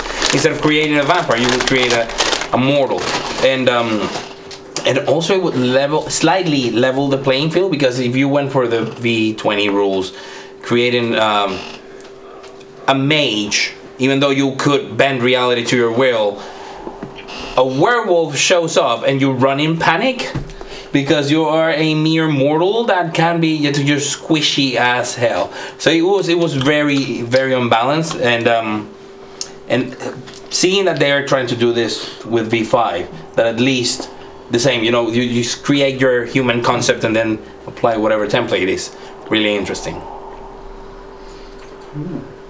Oh my god, the dilly off guard. Sorry. Who would have thunk it? There's a question coming up in the chat which was quite interesting. But it was, what's your least favourite clans or bloodlines? My least favorite clans or bloodline? Maybe Vehement. Yeah. I'm feeling quite a lot of negativity towards them. Yeah. Oh man. There were plans that were interesting because of what represented in the lore. But for example, the Giovanni, I was never a big fan. I mean, I understand the whole history of them, and I absolutely adore how they were, like, as a family and independent clan, being integrated into the World of Darkness, is how that clan came to be. But then after, it felt more like, let's create vampires from the mafia, La Cosa Nostra kind of style, instead of let's create a proper clan with an identity. It felt like mafia with fangs. And necromancy. Incest is always a bit of a turn off. And the incesty thingy, and necromancy. So it was kind of weird, especially because them coming from the and now I forget, it's one of my favorite clans, the Cappadocians. So it was the one that felt like, I don't know, like scrambled eggs but without salt, like that. So there's that. Your least favorite? Oh, you already said the Vehement? Yeah. Yeah. I can't. You haven't got to know him yet. I mean, I'm sure. You don't need to. I'm sure underneath this, he's a cuddly bear. That is confirmed. So I'm not going to say. I think rather than least favorite, I'll say clans I'm least interested in playing. Yeah. With me would probably be Ventru, just because I never really gel with the, I guess, what's required of the Ventru. I mean, to be fair, it was a bit of a, like, Katia is a harder character for me to play than what I usually play, but that's one of the reasons I wanted to play it, because it's very different to what I usually do. So for reference, my usual kind of, I guess, clan would be Gangrel or Bruja or something like that. And it's been really fun to play with Tremere, because I also love the supernatural mysticism behind them. I find that really cool. Whereas the Ventru are almost a little bit too bureaucratic, maybe, for me. I don't know, they just didn't really kind of, it didn't interest me as much as other clans. And I guess some of the bloodlines that were a little bit too, I don't know, a little bit too out there, that you always get one person asking to play just because they want to be like, not the chosen one of the group, but the one who can do the crazy shit that no one else has even seen before. Like the Kiasid, who are Kiasid, they're a bloodline of the Samedi, who themselves are a bloodline. It's like sometimes you got a little ridiculous. Yeah, when it gets a little bit into the realms of, I mean, when it starts breaking immersion, that's for me when a clan loses my interest a little bit. But And also La Sombra, because whenever I've played VTM La Sombra, have always been massive dicks. Yeah, but that's Fucking La Sombra. down to the players and storytellers, not the clan's fault. Yeah, still means You I have got never fried food. played with a true La Sombra, señorita. Always try and kill him. Always. I will change your mind. I assure you, I will change your mind. I will play a Sinisei when that happens, and there will be hatred forever. Oh yeah, forever. Forever and a day. Phil, least favorite / least enthused To play. Well, again, as the baby of the group, in terms of certainly a vampire, even though I'm gaining all this experience recently, I'd say least favorite. I would be curious to kind of play them all, just to see how I would run with them, but I wouldn't. I don't think personally I've had enough experience to say what I would say is the least favorite. And playing a gangrel, I should automatically say Tremere is my least favorite, but that's beside the point. Hey, I'm the one saving lives tonight. Yeah. Gangrel. Ow. So any more, Dylan? Yeah. Or are we good? I think we go for one last quick one. Yeah. Which is, do you guys have any house rules? Yes, no Vampire the Masquerade V5 book after 10. That's true. That is an actual rule we have. That is a rule that we have in my house. That's a house rule. Yeah. No books, unless it's stream night, but Yeah. no books I was after going to say, 10. you could have break that by half an hour each Monday. No. Well, yes, but we don't see, we stream don't is an browse. exception. Like on the last half hour, we tend not to browse it. We Yeah. try to. I'm going to ask you for all the rules references. But no, From now yeah. I think well, Titus was very clear. We were going with rules as written. But if you At want to least take in it, season 1. Yeah, Now when he we- has secret techniques we don't know about. when we did pick this up originally, because the original plan for Blood on the Thames was to use V20, and then when we heard about the release for V5, we've said, hey, let's have a look at both. We'll have a look at the playtest, see which one we wanted to try. It was almost unanimous. Yeah. We were going to look at V5. But one of the appeals and one of the things that we wanted to aim for was to be able to kind of showcase what the game was like. And how it ran, so it was kind of important for us to go with rules as written. However, now that we're a bit further in, I suppose you could count it as house rules. Obviously, all of the clans which are not represented in V5, I have house ruled and made with disciplines. the Tremere Bane the fall of the Yes, Vienna that's true. chantry Yep. is something that has been. But that's by house ruled. necessity. Yeah. Just purely because they haven't got the clan Bane that's listed in the rulebook at this point. So I mean, I think it was almost as if it's assumed that prior to 2008, the Clan Bane was as it was before. Yeah. which is represented by just the blood bond in terms of the clan. Also, where I feel we're playing slightly different. The Nosferatu clan Bane, we're keeping it more closely related to what it was than what it is now, because now it's just being repulsive, in which we're still playing Nosferatus as being monstrous as they were. Yeah, I mean, So you could argue that flavor most likely. with the low-level Bane, repulsive is just a really, really bad-looking human. But as soon as your Bane increases, you get more and more monstrous anyway. Definitely. But Maybe you just got unlucky. Absolutely. But yeah, I always liked that the Nosferatu were kind of, without exception, hideous, openly clear monsters. Yeah. It was one of the things I disliked about Requiem, but I think that was just more personal preference. I did like the clan in Requiem. I did like their whole, they make you feel uncomfortable or they smell weird or something like that, but it wasn't the same. It was kind of just like, you could have a gangrel that smells really bad. Pretty much the same thing. Or a Marcavian that smells really bad if you grind its face into entrails. Yes. Nothing to do with Benjamin. Yeah. He's safe. So, yeah. You smell bad. I think smelling bad is the least of my worries at the moment. Funny that. So, was there any more for any more? Anything else? Oh, I saw a cheeky Oh, grin. there is a smile There's a there. definite cheeky grin. Go on. Answer Mitch's stupid question. Yeah, I go think I on. saw Okay, this one. I don't owe think it Mitch, deserves but let's a hear it, time. and then we'll decide. He did a good job with the relationship. Props to Mitch. So I think there's only one answer to his question, though, really. No. What's that? Is it going to be a Jaffa cake? The answer is Hotel Transylvania. Ah, What's the question?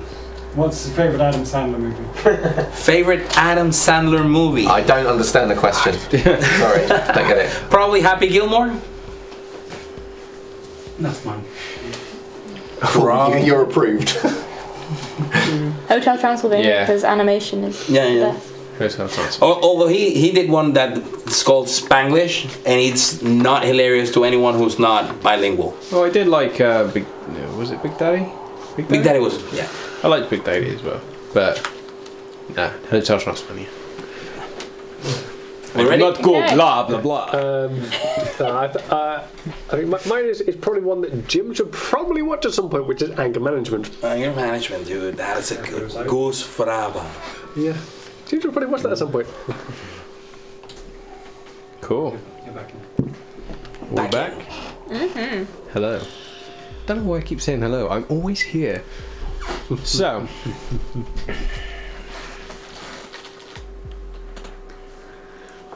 I still really need to pick you up to speed. We can catch him up first. Yes. Okay. So the footsteps follow you down the corridor, and you begin making your way back down towards the room, driven on an impulse that is overwhelming. Okay. At this point, do I feel that to offer any polite resistance of any kind is not right now? Do I feel like is this? You can do what you can Okay. try. So as we're going, I'll be saying, please, Edmund, don't make me do this. This isn't what you wanted. You said that you wanted. Make another intelligence plus resolve check. Okay. The absolute worst place to make any sort of check against a blood bond is when the dometer's there. It happens every Oh, time. crit win. Oh yeah, crit win. How much? 6 successes. 6? Yeah. Okay. This is wrong. What he is asking you to do is wrong. Yeah, because he told me that the art was what saved him from what I'm being asked to do. Okay. You have a round in which your free will is your own. Okay. It is a round. Because he is in your company. Therefore. Yeah, it's not a scene. Okay, I've got one round. And where are we right now? In the corridor leading back down. So I can't get away from him in a round. You can try. Do it. You might get lucky. You will get the crit wins tonight. Yeah. No, because I think the thing is that Benjamin believes that he needs to help Edmund. Ultimately, so Okay. I think he'll use this round where he can talk to try and persuade him. I know it's madness, right? Okay. But that's what Benjamin thinks. Okay. So I'll say, you told me that when you'd done that, when you killed people in that way, that was wrong, and that's why you wanted the art. Please don't make me do this. Please, it's the thing you were trying to avoid. Okay, make charisma plus persuasion. So there's a die. Oh my god. He's got more than How is me. it that bad? One success and a one. A bestial. A bestial. A bestial and a success. So it's probably a failed roll. Okay. Compulsion. Can I have a bit of paper, please? Yes, sir. There are several pieces of paper. At least it'll be the compulsion of the beast that makes you do it. Yeah. It will not be you. But you will take the stains. I mean, I'm gonna have the most absolutely- humanity in this. This is gonna pack be soon. stain I mean sitting. coterie, not pack. Oops. we all heard it. Slip of the tongue. Freudian slip. I can't remember the specific name, but you should be able to guess what it is. Yeah, okay, I'm sure I can interpret. Was hunger, harm, paranoia, dominance. Perfectionism. Yeah, the clan. Clan specific. Thank you. Clan specific. Okay. Okay. Those are guidelines. They're more like guidelines. Anyway. Yeah, they're more like they're more. Like guidelines. More like guidelines. I want to play a Devonshire. Okay, yeah, fine. So I take one look at him and this. So I'll I'll be like going, please, no,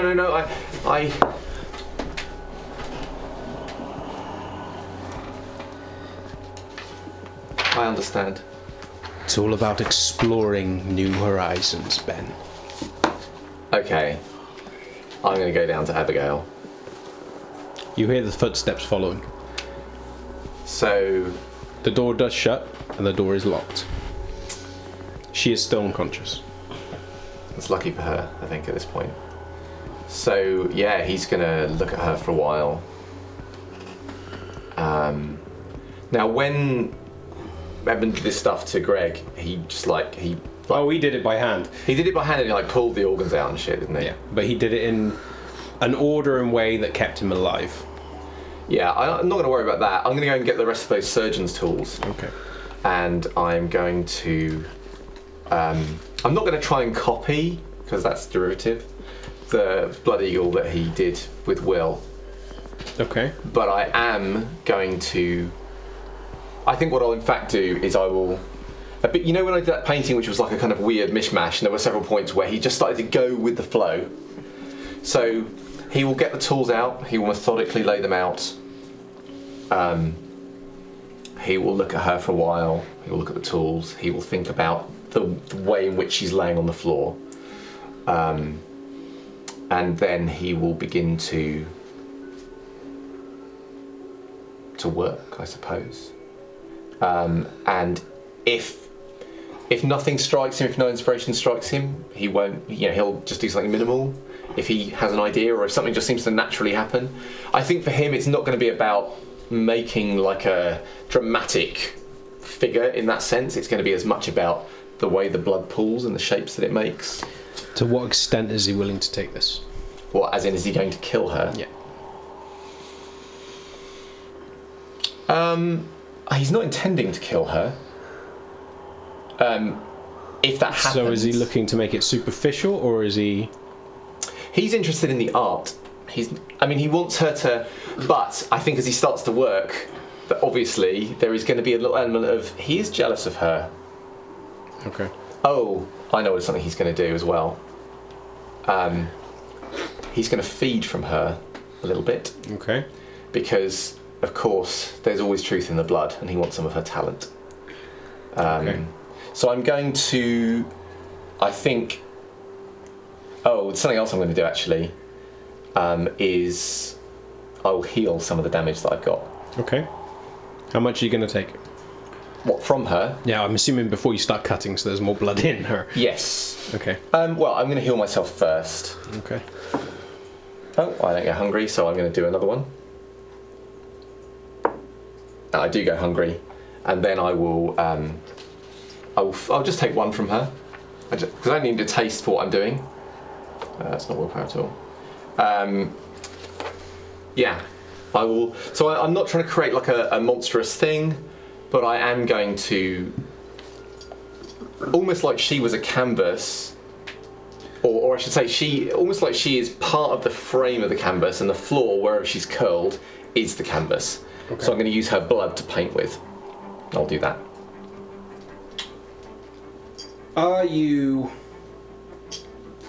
consciously making the effort to keep her alive?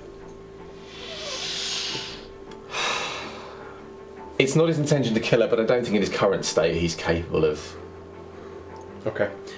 Then do me an intelligence plus medicine check. I don't have medicine, I don't believe. Then it would just be intelligence. I don't suppose I can substitute biology, can I? In science? Yeah. Sure. Okay. In that case... No, Ben, wow. Not that vein. You've basically done what we do in the shadows. I'm gonna spend a willpower point. Yep. Did finally get In the name of art. because otherwise you're in trouble. In the name of art, yeah. I'm not looking at one. 3 successes. But also a 1. Okay. Just, if you want to double up my compulsions if I can. Okay. Now I need you to make a dexterity plus crafts check. Yeah, I'm assuming art doesn't count in this case. No. I mean, this Yeah, is yeah. entirely That's not new. exactly what you studied. It's not, it really isn't. Doesn't matter though. 5 successes. Okay, the resultant spread is hypnotic. It is some of the best you've managed to do in such a short space of time. And there is a sensation going through you, a realization that what you are doing and what he is saying, there is validity to both. Right. But the more you work and the more blood that's being used, there is a subconscious part of you that tells you when it is getting to the point where she is approaching the point of no return. Yeah. But the art's not finished. And Edmund is still close by.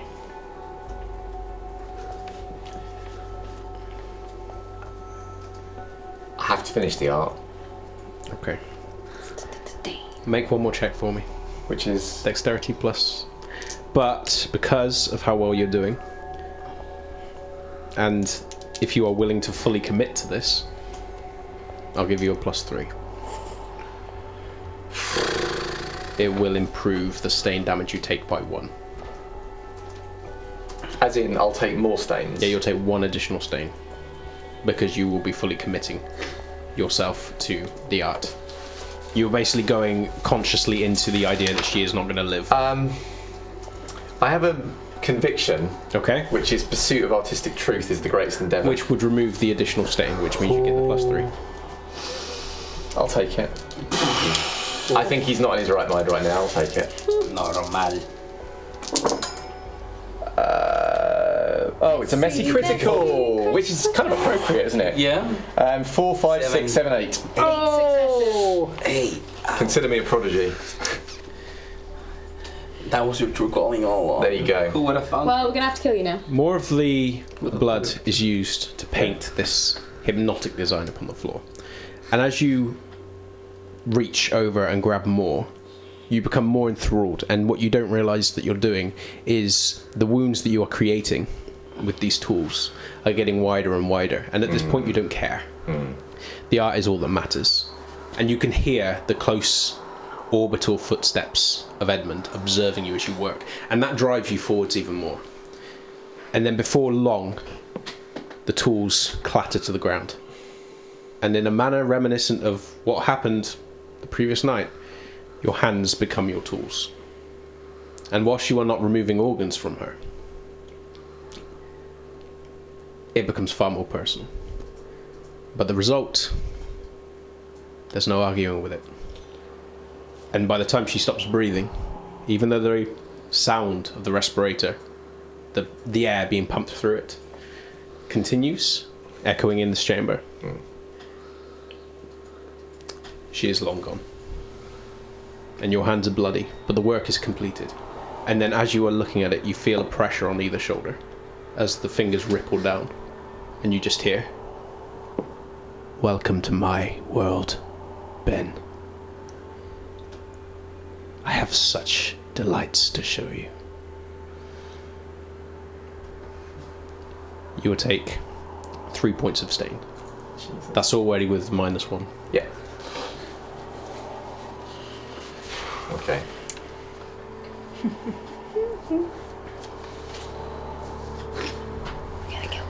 Meanwhile, where are you guys headed?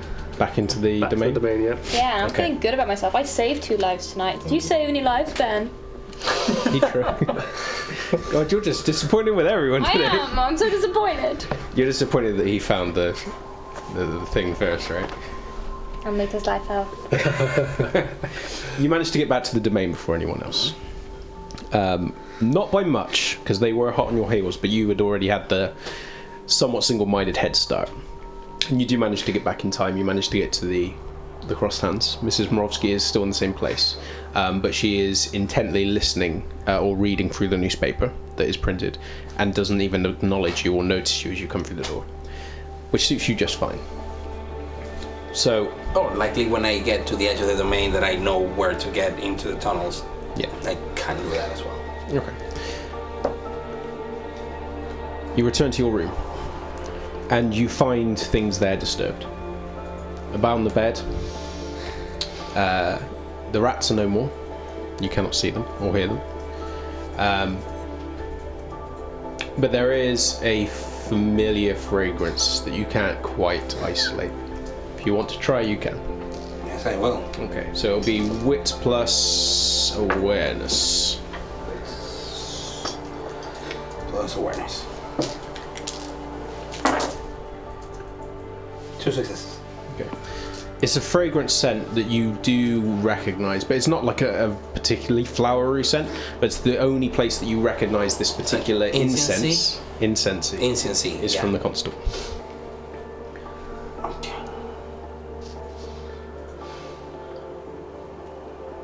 Gotta go there. Let's talk to the Constable. I look for my rosary. Okay. It's not there. It's not in my room. I start thrashing my room until I find my rosary. You thrash pretty thoroughly, and you guys can hear the sounds of movement and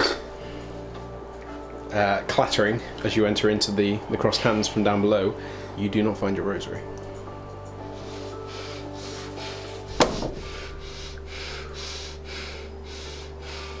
Assume we'll probably make a beeline for Moses' room.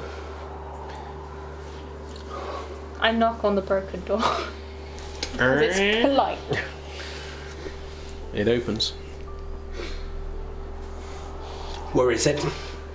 One of us did take the rosary, didn't you grab it? No, I didn't grab it. Or was it Alicia that grabbed it? Oh, no. No.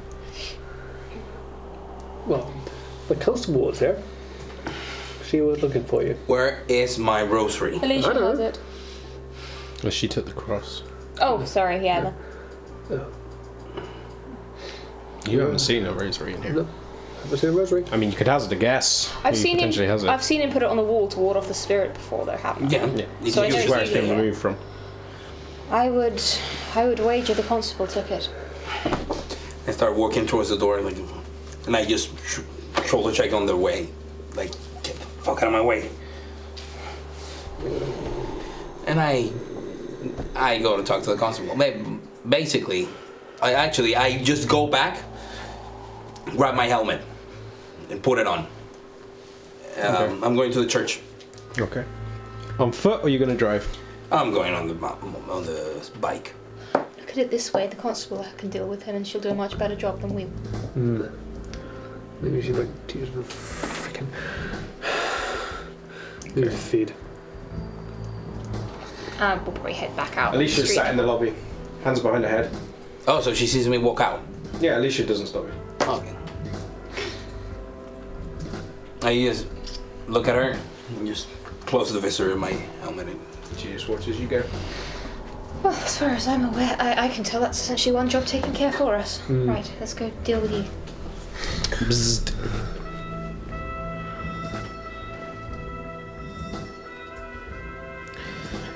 Jim, dear, Yeah. you feel like venting your frustrations? Do the snack first, but yeah. Well, obviously. Yeah. Got to keep you healthy. Once you're done, darling, I need a bit of a hand securing our rogue element. Because it's boon time this evening. Before the sun sets. Fine. And afterwards, give us a hand in that. Yes, whatever gets it done. Thank you. You might even like it. Depends who it is. Who it is. It's usually a person.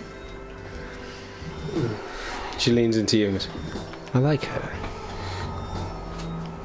For a Tremere. She walks off. Let's go. Where are you heading to feed? Haven't you got a favourite alley by now? Probably one of the eyes that go to knowing that it probably needs to be dealt It with. is still +1 because of the police. That alley has a sign that says, "Watch out, people suffer anemia after walking around here."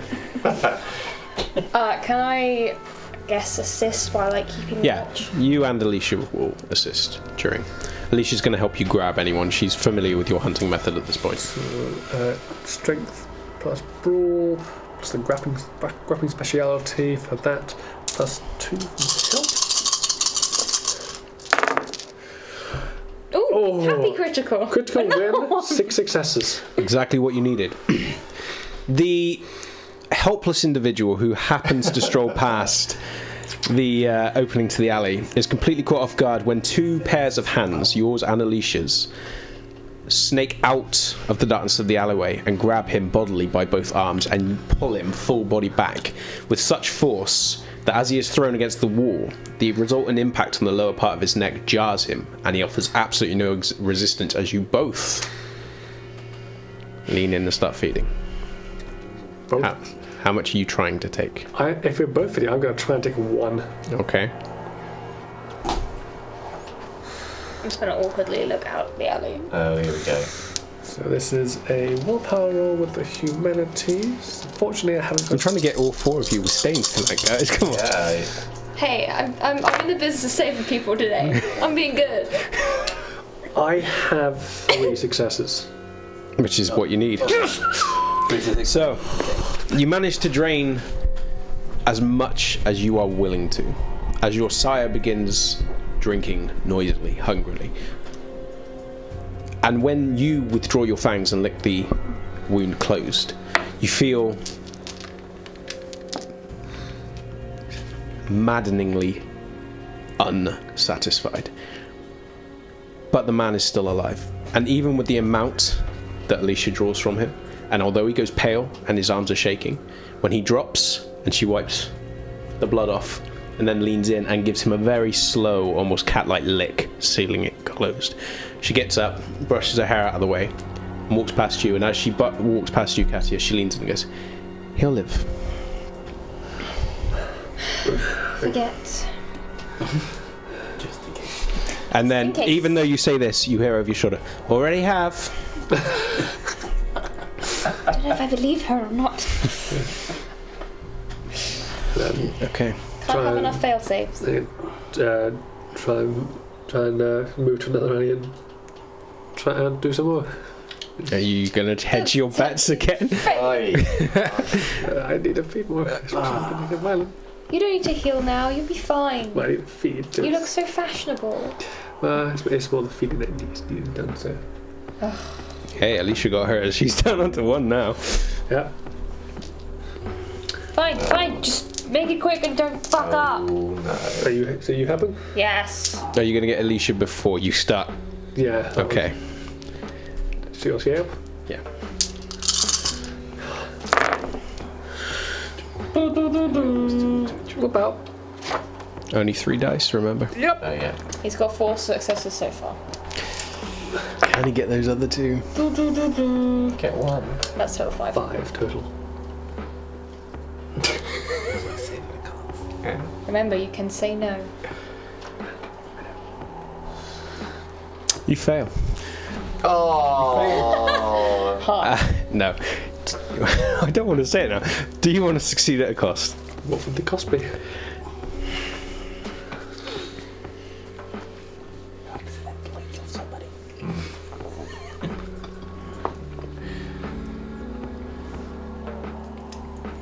The cost will be that I will get you to try for, albeit at a lower difficulty, a different kind of frenzy. As a result of everything that's gone on, and the frustrations of the fact that not only has Moses pissed you off, your sire's just nabbed your food, and now you're having to waste even more time getting another meal, which will provoke a hunger not a hunger frenzy, a fury frenzy, as a result of you feeding, but it'll be at a lower difficulty than 3. Doesn't Check feel my good bag to for take your spiders. food taken away from you, does it?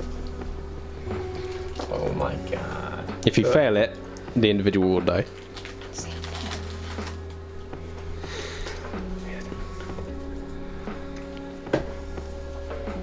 I'll take it. Okay. Make your willpower roll.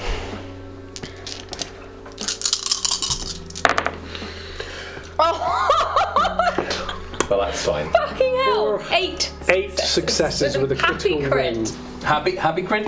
Yeah. Sorry, that was. Nice. It's a willpower. Nice. So they're already happy. I'm so glad you succeeded. So are you?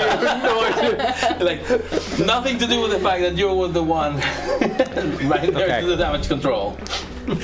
Although the beast is furious, and you can feel it in every ounce of you, it's furious at the pain you're feeling. It's furious at the fact that Moses is giving such a fucking cocky attitude to you lately, despite you saving his fucking ass. Time and time again. Despite the fact that Alicia is in your territory, she feeds off your food, although that's probably not going to be something you're going to bring up, more like angrily mutter about.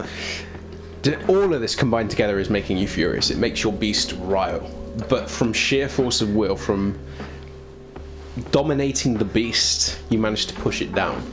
You will recover all your willpower loss. Willpower lost. Ooh. Tasty. How much do you want to feed? I'll take 2. Okay, you take 2 with absolutely no issue. And the individual that you've taken, although they don't look to be a vagrant, they do look like someone who is on the tail end of a conversation explaining to their partner that they have absolutely no intention of coming home tonight. So everything amounts up just perfectly. Just watching this, like, Would they have heard that tail end of the conversation? Yeah, that's everything tiles up in that. This is perhaps the one kind of feed that you want to kind of like take pictures of and put on your wall as like motivation for future feeds. And well, I'm just thinking of the animal jungle run down in the sewers. Yeah. Yoink. You're stealing off him. I will totally take his wallet and his phone. Okay. Turn the phone off. Okay. I've got this. Hang on, I need to get this line right. I'm gonna make a note. Yes. Hi, Jason. I don't know why you're happy. That is bad. That means I know. police presence will Ben be increased. Steals shit. I'm just gonna walk past Ben, Jim okay. like. Ben. Jim. Sorry, I'm just used to you being the bad boy now. Yeah, that's right. I'm just gonna walk past Jim like. You're a piece I'm gonna have a of leather shit. jacket when I come back to the country. What? You torture and murder someone once, and they will I know. never let it go. I know, man. I know, right? One time. Oh, okay. If you don't want that stigma, I can up it. Anyway, we'll discuss that. So, leaving out of the alleyway with the guy looking very much like he's just drank, and in perhaps the cherry on top of everything else, where he's fallen is surrounded by empty bottles. It looks like the guy's just passed out drunk. Everything is aligning perfectly. You step away. You head. Where do you want to head? Go find Moses then, if that's what we're doing. Yep. Right. Okay. Better. Moses, where are you headed? To the church? The church, yes. Okay. It doesn't take you too long to get there. This is a route that ever since your encounter with Jacqueline there, you've pretty much had it burned into your memory. The route that you go. Now, this is a church that you had scarcely ever heard of before, but now it's important to you. On whatever level you want to look at it, it's a place where something incredible's happened. So you've mapped it, and you return there. And although it's locked off, although the cafe underneath is sealed away, and you get the feeling that these barriers have not moved. For whatever reason, this area is not being used at this point.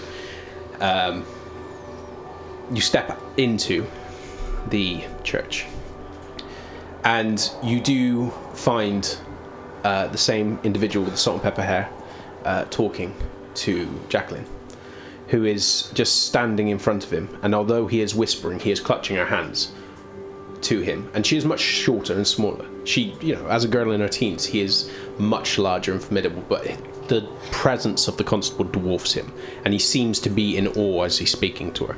And then the moment that you come in and take a step, he releases her hands and steps away, and she slowly looks around at you. And then just as he kind of is about to approach, she grabs him by the arm, gently, and then just pushes him back, and he immediately whispers something to her. She says nothing, and then he just steps away, and with a steps into the back room. We're completely alone in the church.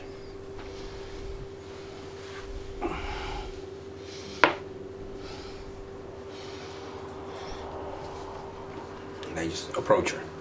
She doesn't move. Just kneel down, side of the cross, goes toward her. My code remember said that you were in my place. Do you have my rosary?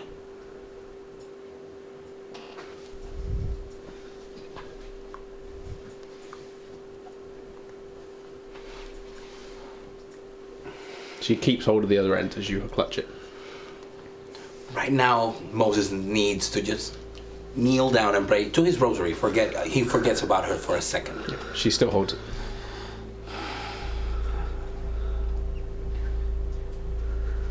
I'm gonna pay a point of willpower. Can I pay a point of spend a point of willpower to not to keep my compulsion at bay while within the house of God? I mean, I have been already suicidal with Alicia, but this is a church. Without referencing the book, I'll say sure. Okay. Just purely because you've already got so much going on. This is not a fight I want you to get involved in. This is just me holding on to my mother's rosary and So spend your willpower if you haven't already. Yeah. This is not a permanent ruling, guys. I need to check the rules on how long the willpower spend it should last, and since compulsions are not, you are not aware of compulsions, they feel completely natural. Technically, I shouldn't say yes, but given your state, let's roll with it. She continues to clutch it. What happened?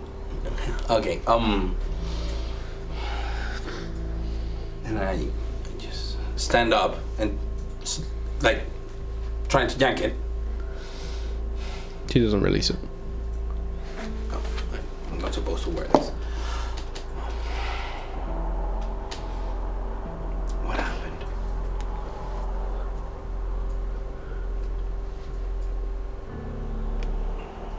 Thanks. And I just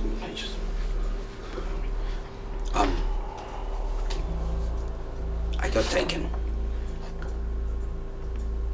Sabat tortures people. She starts walking over towards the pews at the front. I walk with her. And then takes a seat. Yeah, sit with her. These people,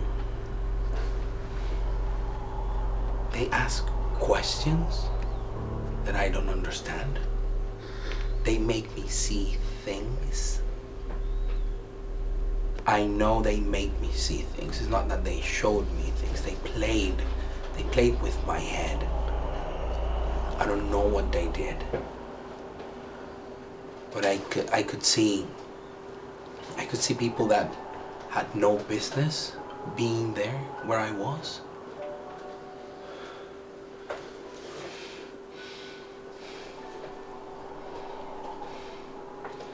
I can tell you where they kept me. My coterie found me. Can I go with you?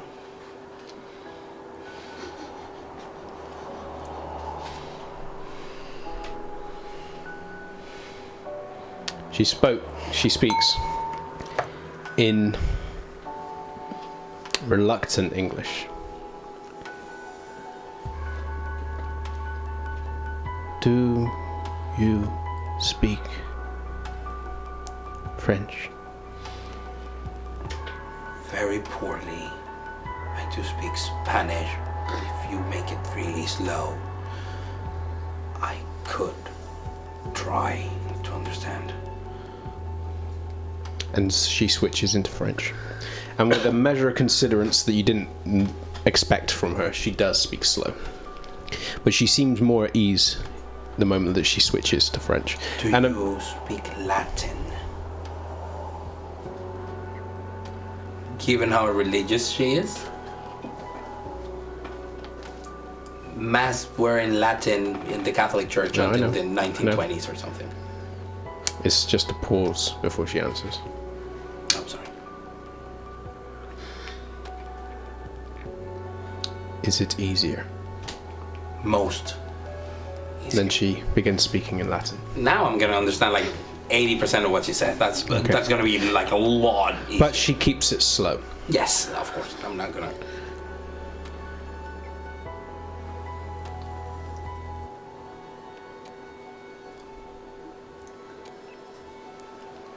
Where were you born?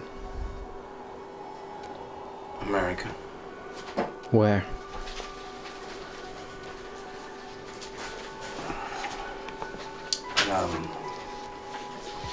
in a town in New Mexico.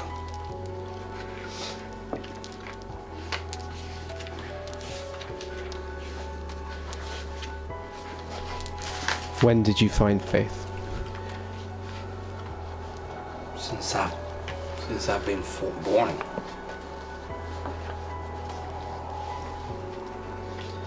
I have a picture of me as a baby when my mother took me to Mexico after I was born, months for my christening. She took me there to see the Virgin of Guadalupe, Virgin of Carmen, meet my family. I was raised. She reaches out as you speak and takes your gloved hand and pulls the glove off. And she inspects the injury that's not healed. No.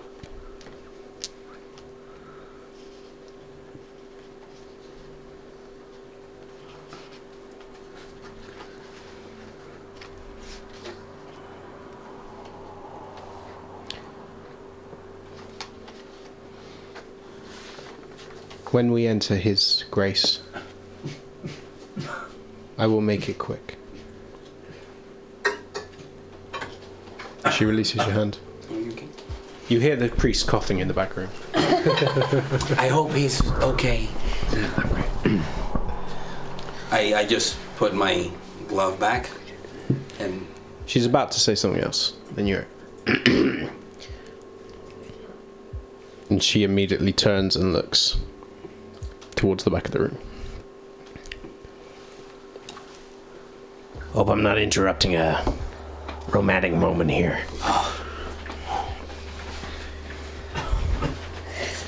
She immediately rises to her feet, and her posture is immediately hostile.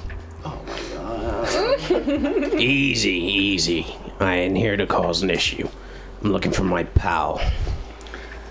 Heard you went off the grid, Moses. Didn't go anywhere. I expect a full report. Was taken. I was actually given it to the constable. Came to pick up this. To the constable first, huh? Came to pick up this. And what the fuck's that? My rosary. He looks at Jacqueline. She just stares at him. He's like, Oh, fuck, there's two of you.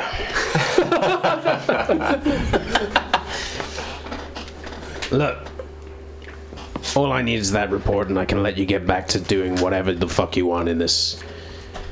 and he mutters something, and immediately Jacqueline starts taking a few steps. He's like, whoa, easy, Joan, easy, whoa.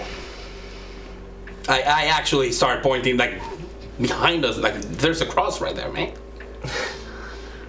Look, I feel uncomfortable here. Bit hot under the collar. You know, P's and Q's and all that shit. Out of a sign of respect, I mean, I don't wear a hat, but I haven't brought Rusty Joe.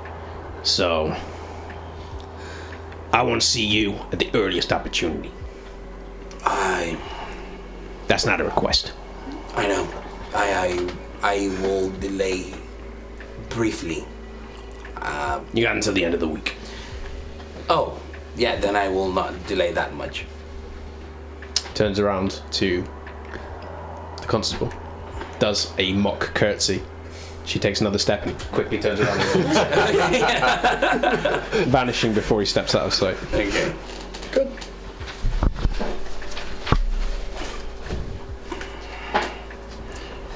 She turns and looks back at you.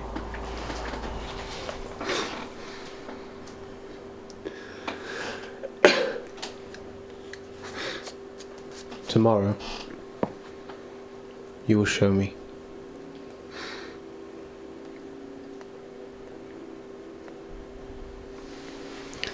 I have something you need to keep safe for me. I will, like, Moses will slightly struggle to understand that the first go, but after a couple of tries... If he looks like he's struggling, she repeats. Yeah, exactly. After a couple of tries, because of I'm trying to think of what you said in Latin, how it would sound like and how different it would be to Spanish. Yeah. That one I would struggle. If it struggles, she switches back and forth to French, but she does not go back to English. That'll help. Yeah, she doesn't go back into English. The moment that you've told her that you can speak another language, she doesn't venture back into it. Okay, cool. And after a while, she moves over towards the confessional booth. Would you take my confession? I would ask for the priest. I look like this, and I don't want to be hungry. Not here. I think this. She steps into the other booth and closes the door. Yeah, it's normal confession procedure. Just. But before you start speaking, she utters a prayer. Oh, and it's basically the prayer that she utters is basically requesting forgiveness from God, but that she listens in His name now, and then she lets you vent. Is there anything specific you want to say, or is he just going to vent? No, it's just. Okay. She listens patiently. Just confessional.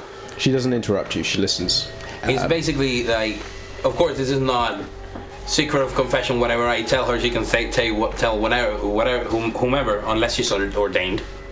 Which is unlikely. Nuns don't think. Confession in Catholicism. But yeah, it's just me talking to her, venting. And then once chillaxing. Once you've finished, she steps out of the booth.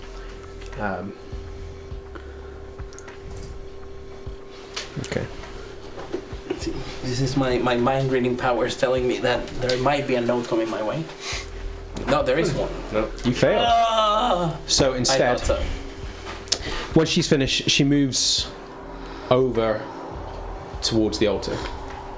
She kneels, and then, almost as though she's about to pray, but then reaches underneath the cloth and pulls out a sword, a long, old-looking sword that is shiny from as though it's been anointed with oils. Okay, yes. Straight handle type. Yeah. Yeah, you could even pray with them like old knights would do. Yeah. And I then don't know the time of she wraps it a European. very slowly and ties it. And then, quite uncharacteristically, moves over towards the far side of the room and returns with a guitar case. Okay. You've never seen her carry one, but she puts it in. It's a snug fit, but she seems to immediately be able to place it in an angle that she knows it works, and she seals it. And then she hands it over to you. Is it a normal guitar case, or is it the one with straps? It's one with straps. Okay. It's a modern guitar case. Yeah, anything from the last 20, 30 years has started being like a backpack, like. Keep it safe.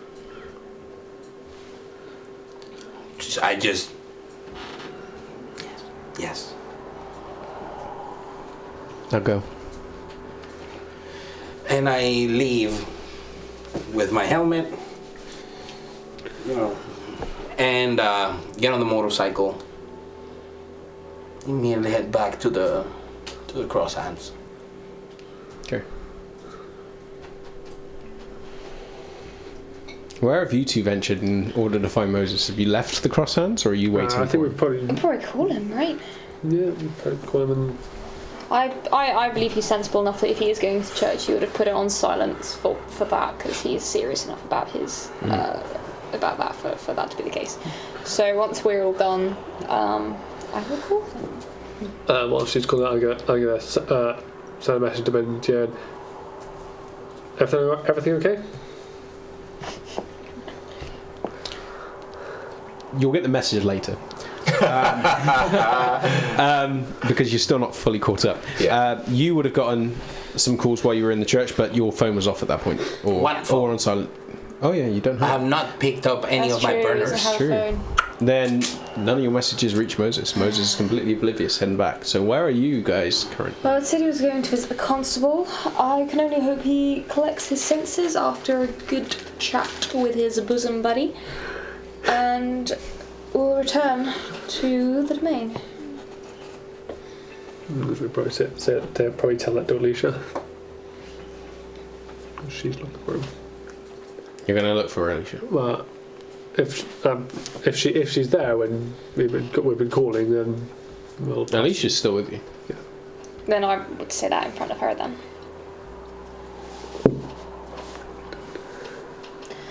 I suggest we simply await at the crosshands. If anything, she seems to be perfectly content just watching you guys do what you're doing. And she seems, despite the fact that the city has just had a sabat attack, she seems in no hurry to go anywhere. Yeah, and although every now and again she does check her phone. Yeah, and on the route back, I'm gonna see if I can see any recent newspapers that have been scattered around. That might be just. The newspaper that Mrs. Morovsky has confirms the details that you managed to catch at Will's. That the explosions, of which there were 3, resulted in the deaths of 42 kine and the injury of 56 more. That the police are unaware of who's done it, but they are suspecting the IRA. What were the locations of the other 2 explosions? 'Cause I don't think we found that out. No, one of them is in a subway tunnel. Okay. And another one is in a shopping centre.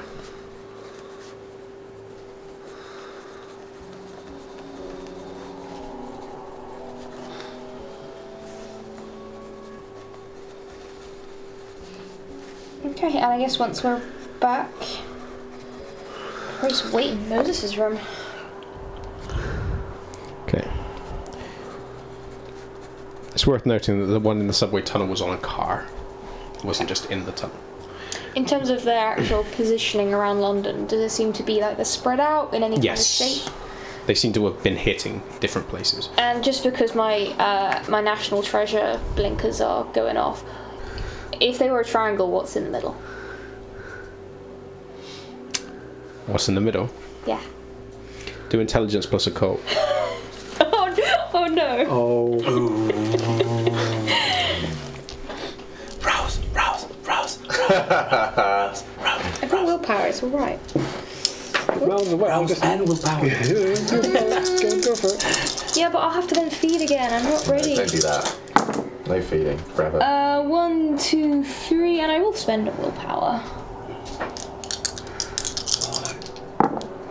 1, 2, 3, 4. Successes. I mean, it's hard to gauge where. I mean, it depends on where the car exploded, because it mentions the lines, but not where. Just that these stations are offline for the time being. That everything's being rerouted through different stations, so it's hard for you to pinpoint. So it could be a number of things. Hyde Park is close to one of the points, but it's not in the point. Okay. So it could kind of.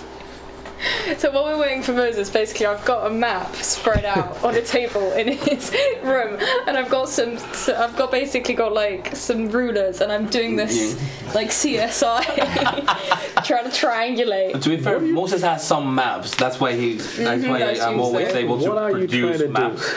I feel like there's something significant to the placement of these explosions. There could be, I don't know, there could be some significance to it. Magic shit? No, this is actually what they tend to do on cop dramas.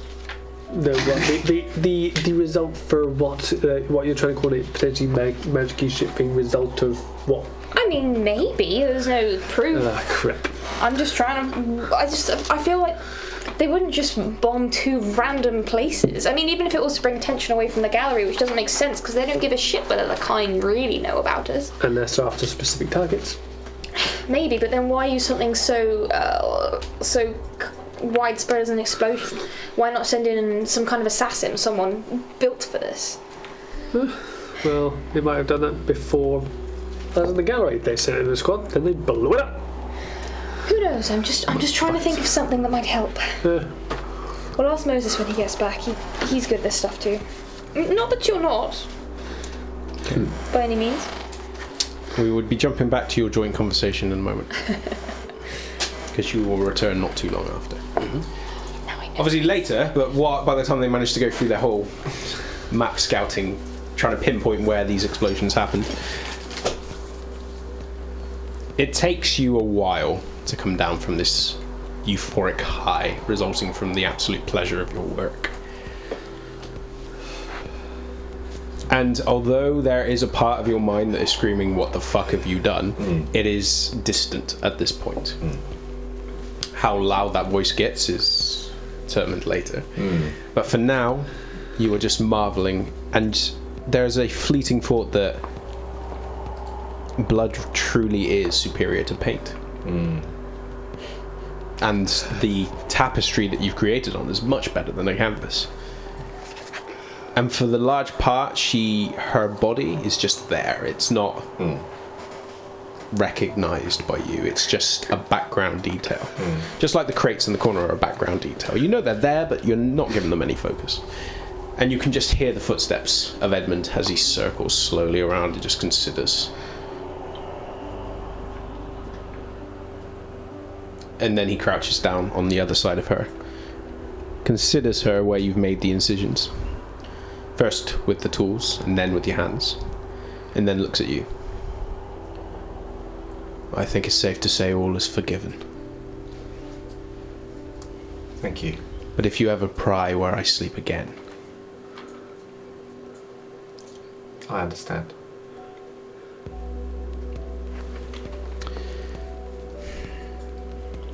You mentioned before my friendship with Colbert. Yes.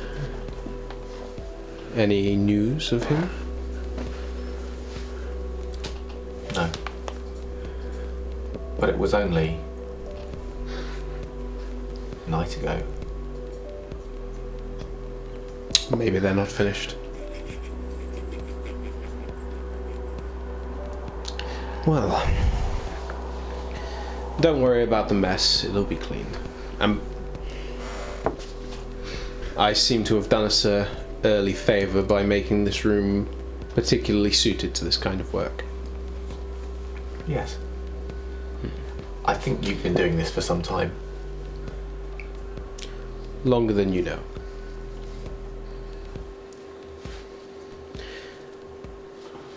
But you were telling me before, when you first introduced yourself to me, you seemed insistent. You were Benjamin. Almost as though there was some question as to that. Yes, you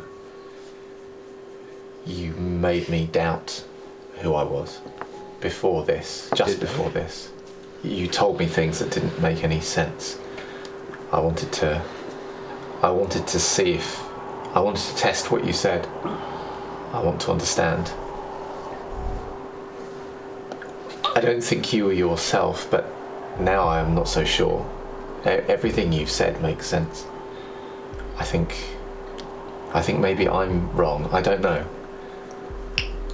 And the kindred of the city. Yes. They know you as... Benjamin Green. Then that's who you are. Yes. Everything I said before was purely due to stress.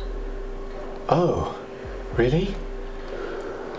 Oh, that's a relief. Because I don't know. You had me questioning everything. But yes, of course. Of course, Edmund, yes. Good. Can I ask maybe a trivial question in the circumstances? Of course. Where are her things? Do you know, I don't know.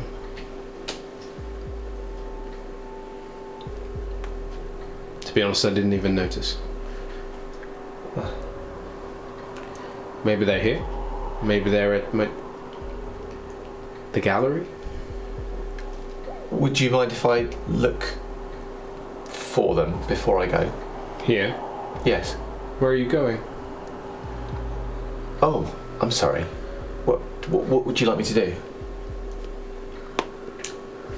I would very much like to meet your friends, if I'm honest. Well, I was thinking of looking up, but I wanted to find out if they'd had any success trying to find Moses. They probably are wondering where I am. I was going to get in contact with them. Do you want me to do you want to come and see them now? I have nothing better to do. All right. Well then, I'll give them a call, shall I? By all means. So I assume in the basement I'll have no signal. There's no signal. So I'll go upstairs. I will stop to check. Like, my hand's covered in blood. Most of you's covered in blood. And the moment you lost yourself to it, it was just kind of splash and move and splash and move.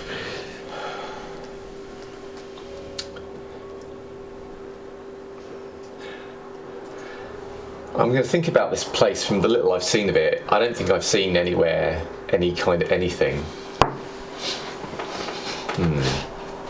Okay. There is a drinks machine behind the counter. I mean, I've got to get some of this blood off my hands before I start using my phone and stuff. Okay. Are you doing it the Benjamin way, or are you doing it the inspired by violence way? No, I think probably a bit more Benjamin-y. Okay. A little bit more. Begin slipping carefully. coins in. Water begins coming out. Buying bottles of water like that. Yeah. You managed to I get see as what many you mean. bottles of Okay, water as yeah. there were in. Yeah. So I'll clean off my hands a bit,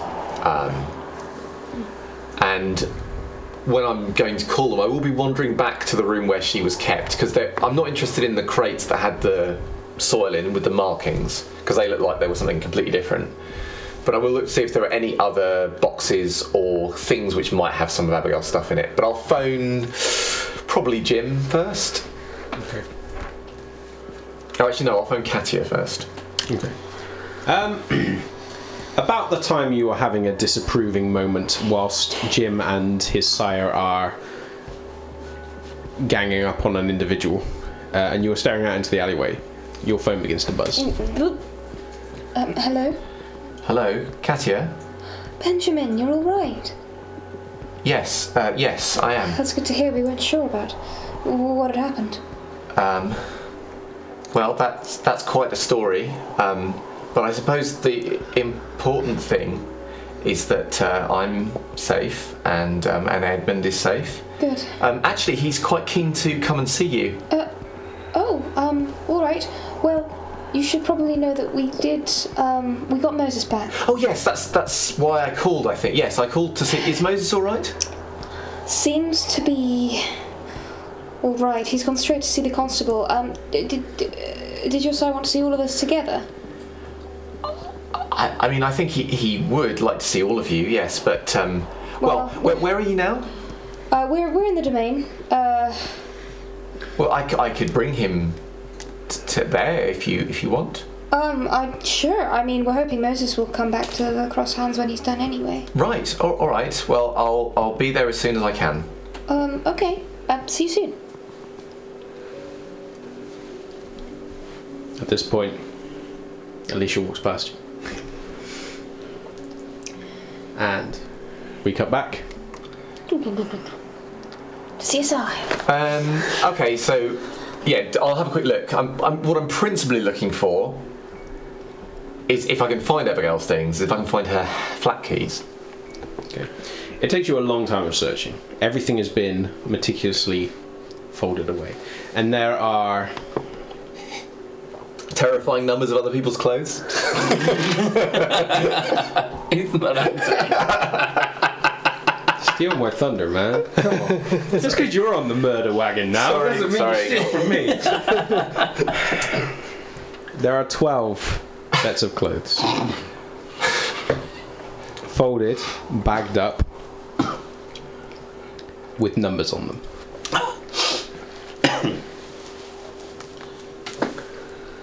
And it takes you a while to find the one that's Abigail's, and it's only through kind of going into them, into the bags, and having a look and trying to find something that roughly fits her size for you, because there's no identifying marks. So they're all different sizes. Yeah, and by going into the ones that you manage to find that are of a similar size, you begin scouting through them, and then eventually you find a key that looks like it could be hers. Because I think I've seen her keys in the bowl. You've seen her keys, yeah. But then again, keys aren't that varied. Depends if she's got like a really cute key ring on there. So I'll take the keys. Put the things put things back as they were.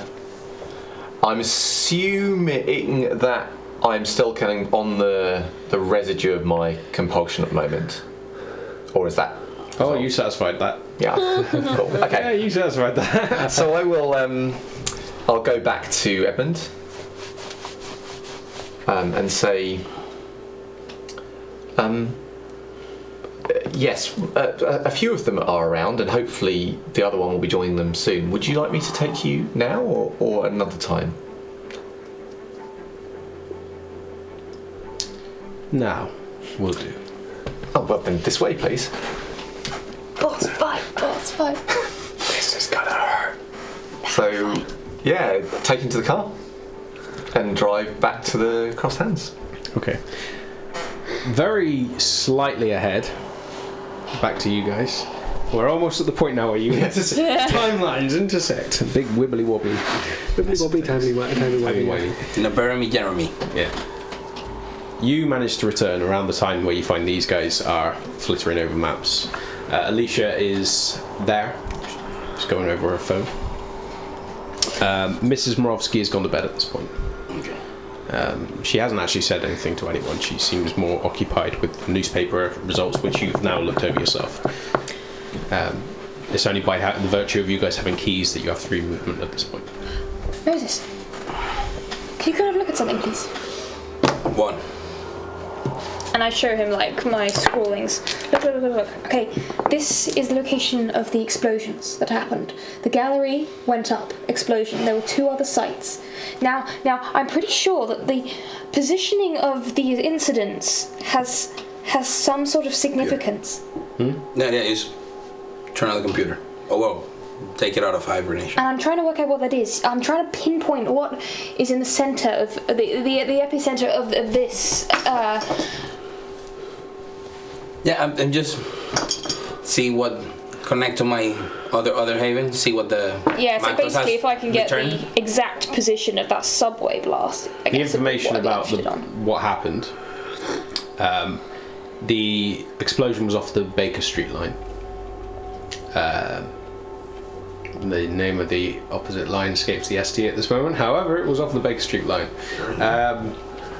So the other attacks you do see listed as the ones that I mentioned to these guys earlier, as well as the death totals. The fact that the police are investigating, they suspect it was IRA related. Any image with those 3 sides, I just triangulate those and print it off. Okay. You go like there. Problem solved. Any other reason why you guys are in my room?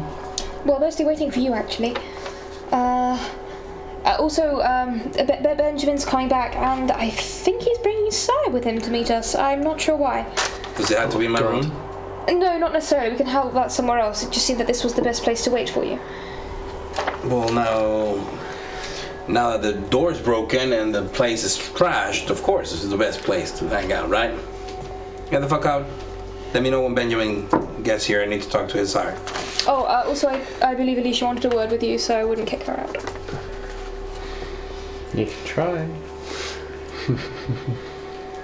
Remember that boon you owe me? Seriously, now? Yeah, now. It's my boon to call in when I wish, and given your attitude, I figured I'd rather be free of you pretty quick. I suspect you'd want to do the same. Yeah. Hell fucking yeah. Good. Because me and Jim are going to go on a little jaunt later on, and we're going to need you to help.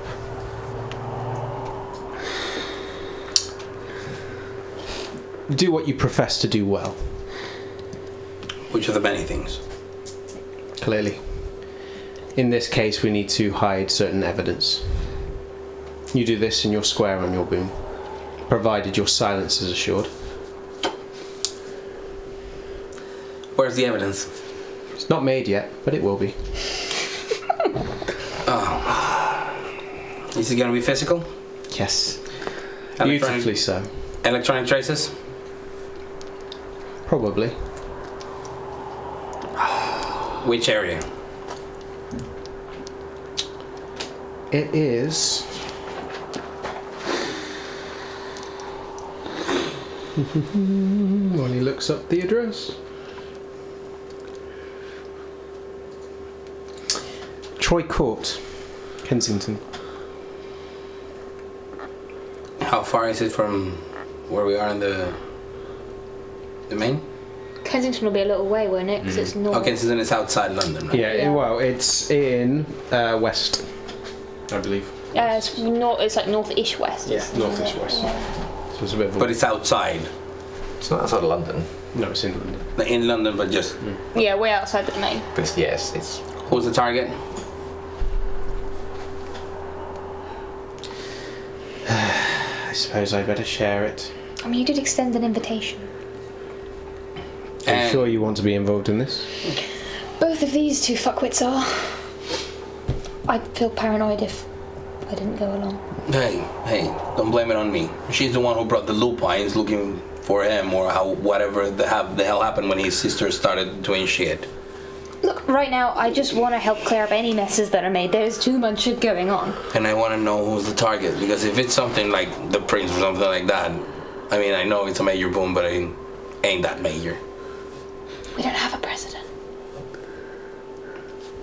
That one.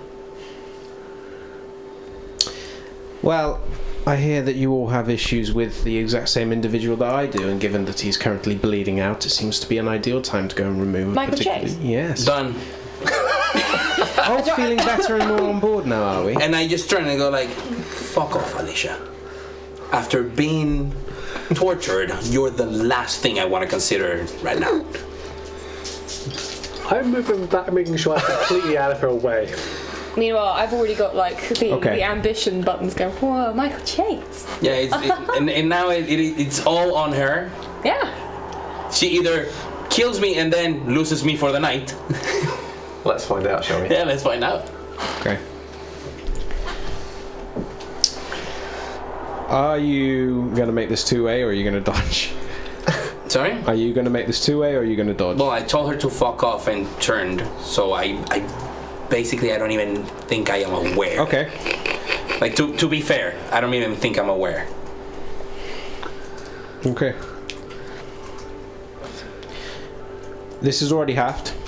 4 points of damage Duma. as she strikes you so hard between the shoulder blades that you feel your shoulder blades crack, and you are sent sprawling over your console, bringing the computer down underneath you. And then you feel a foot on the back of your neck pinning you in place. Ooh, I'm incapacitated. Yes. Premature. If we're seen, oh my goodness. And then you hear the whisper.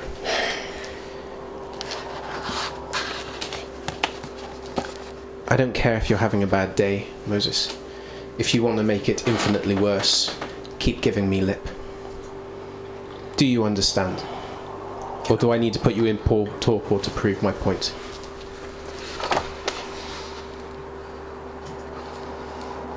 I got a lot of important things to do. Your boon is one of them. Let's get on with it. Excellent. And she takes her boot off you. I heal one Shall I? without going hungry, so I remove my impaired. Should I tell Benjamin and Edmund we're not going to be here, or do we wait for them? They were coming straight here.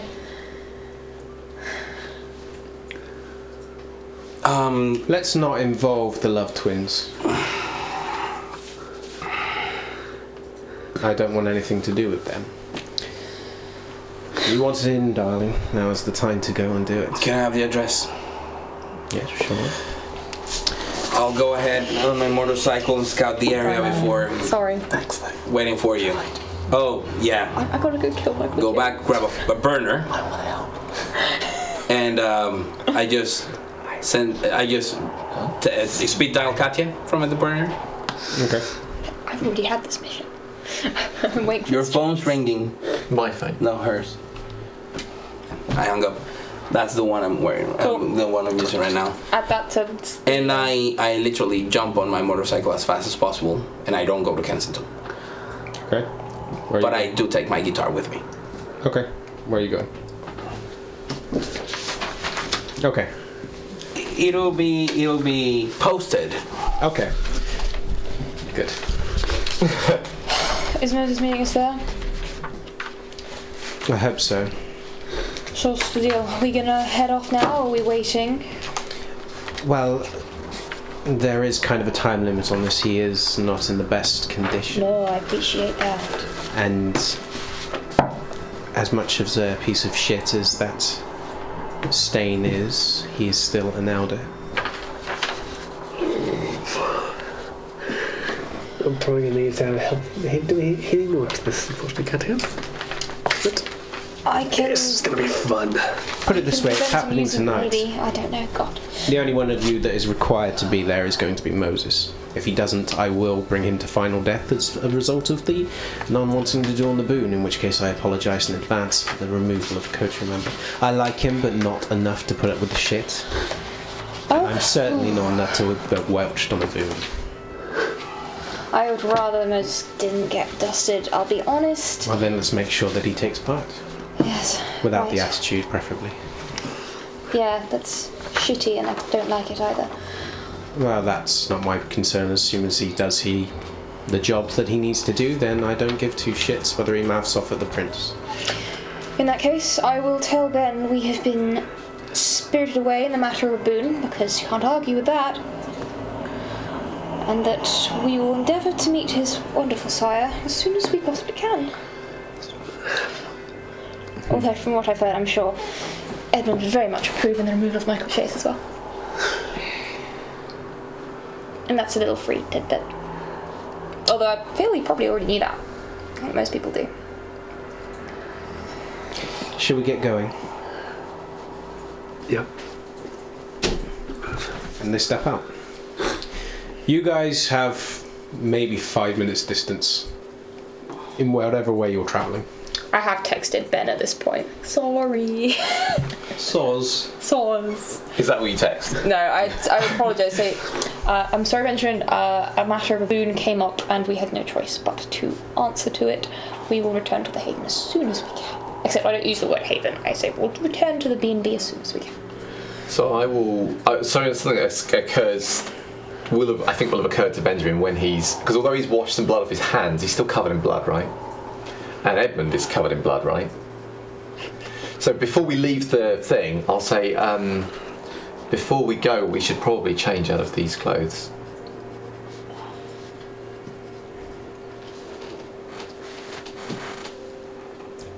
Very well. You dug out some clothes, I believe. Yes, there are, and there's some different sizes. I'm sure we can find something. And you spend the better part of 20 minutes rooting through. Having a little dress-up session. Yeah. Edmund seems perfectly content to go through every item of clothing, not necessarily anything that seems to fit specifically.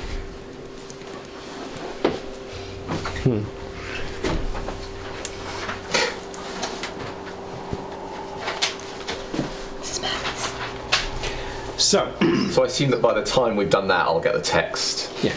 And the text already said, "Sorry, we've got a boon. We'll come Sorry, back we've as soon as we can." had to head off in the matter of boon. We'll be back as soon as we I'll say, it seems as if my coterie have been called away on the matter of a boon, so they're no longer there. a boon. Yes. To whom? I don't know. I can call and try and find out. Sure. I'll call Katia. Don't mention I'm the one interested. All right. I assume we're in there. Oh, how are we actually travelling? Because none of us have a car. Yeah. That's why I decided to run fast with the motorcycle, Are we so I had time to do all of on that. a tube? Whichever would be the fastest way to there. Well, the tube is packed at this point because people are cut off. We from look like the using worst indie band of the early 2000s right now. I will have previously kept the thing that the torn bit of fabric that Katia gave me and have that currently around my neck. Just to Such a bad indie band. So I guess I'd probably get it while we're going between tube stations, or I guess walking between places. Hello. Oh, hello. Sorry, did you get my text? I did. Is everything all right? Is this business that Moses was trying to get me to agree to, or is this something different? It is, yes. And you're probably quite lucky you weren't here actually, because you don't have to be involved. Oh, so what? Oh, right, okay. So you don't want me to help you because Moses was quite insistent that I help him. Oh. And then. Hold on, hang on. Cover the. Do we want another pair of hands? Slightly shaky hands. I think she means Benjamin, but it's your boon to call on Alicia, so. Technically, it's Moses' boon. This probably would also involve Edmund as part of the package deal. I'm not sure if he wanted to. I don't know, he seems to have a large enough bone to grind, Michael Chase. So he stands to profit from the little bit of a scuffle. Try to laugh. Well, do you want them to have the address? Do you want this to be open knowledge to them? Not over the phone, no. No, that's what I was thinking. Hello? Sorry, hold on. A second. They can meet us nearby, perhaps? Ben does have a car, so that gets there faster. That's true. And also fast getaway, I suppose. Yep. Well, to be honest, I will forewarn you after the consequences of this, I don't plan on being around, so the aftermath is purely on your shoulders. If you want more people to be witness to what happens, that's your call. As long as the matter gets done and Moses is involved in said matter, then I have no reason to remain. Given what Sabine has told Katia about Edmund, I don't think she's incredibly up for diverging the fact that we're going to assassinate a Primogen to someone she was told not to trust and to be wary of.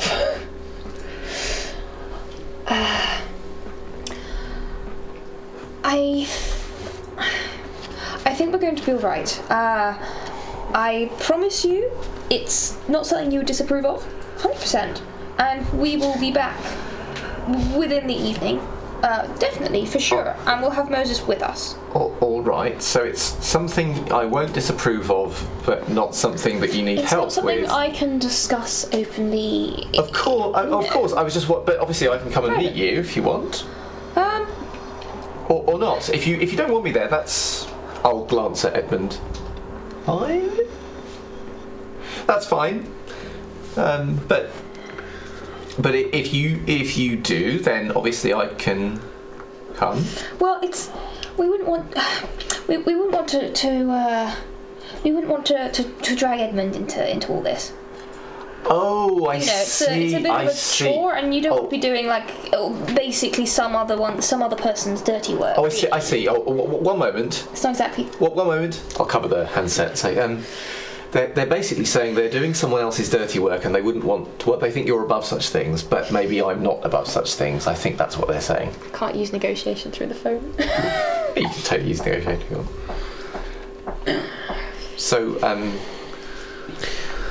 We have other matters to attend to. Oh, right, all right. Oh, well, in that case, good luck, and do let me know when you get back, and we'll come find you. Good luck, whatever you're up to. Be good to catch up. Yeah, oh, yes, I know. Everything's been so... Well, I can't even find the adjective. All right, well... I'm just happy you're safe. Yes. I think I'm perfectly safe now. Good, that's good to know. Right, catch up later. All right, then. Good luck. Bye. Bye. Yeah. As finishing that, I'm going to turn to Alicia and go, so you're going to be leaving London after this? Maybe. Depends on how clean this is. Well, in that event, after the conversation we had the other night, there are things that I'd like to learn, ideally, from you to become stronger. But if you're leaving London, then would you put me in contact with someone who could teach me that? Potentially. Would be appreciated. We can discuss terms after. Of course. For now, let's get rid of the elephant in the room. Oh, yes. I've been waiting for this for so long. I think I'm going to keep his spine. And she starts making her way over towards the direction of the tube station. Well, actually, she goes for the bus. Oh, Badass. Oh, that's badass. It's an open top London bus. See, that's why I figured I had like a good half hour, 45 minutes at the very least, so I could. Oh yeah, because the tubes Scout at the the moment area. are packed because people can't take certain lines. If a couple of lines are blocked, it's gonna be insane, even above ground traffic. So just let me know when I get to Kensington, and I'll start scouting the area Okay. with unseen passage. At this point, I don't want to risk it anymore. Without going hungry. That is. Oh my god, if Sabine knew what I was doing right now. Sorry? Kathy's just like busy like muttering to herself, Oh, like, freaked out. I thought you were saying something about me passing my rouse check. No. Give me no. So unseen passage. Fine. When I get to Kensington, unseen passage around the address I bet that you gave me. Looking, still Think about what I can worried do. because if there are cameras, they can see me. So it's still stealthily, but more concerned with away from camera angles in the area. So I'm just gonna be like literally hiding behind trees and stuff, but while obfuscated. So I it's need from you. whatever it is, it starts with 2 red dice. Is it 1? Also stealth.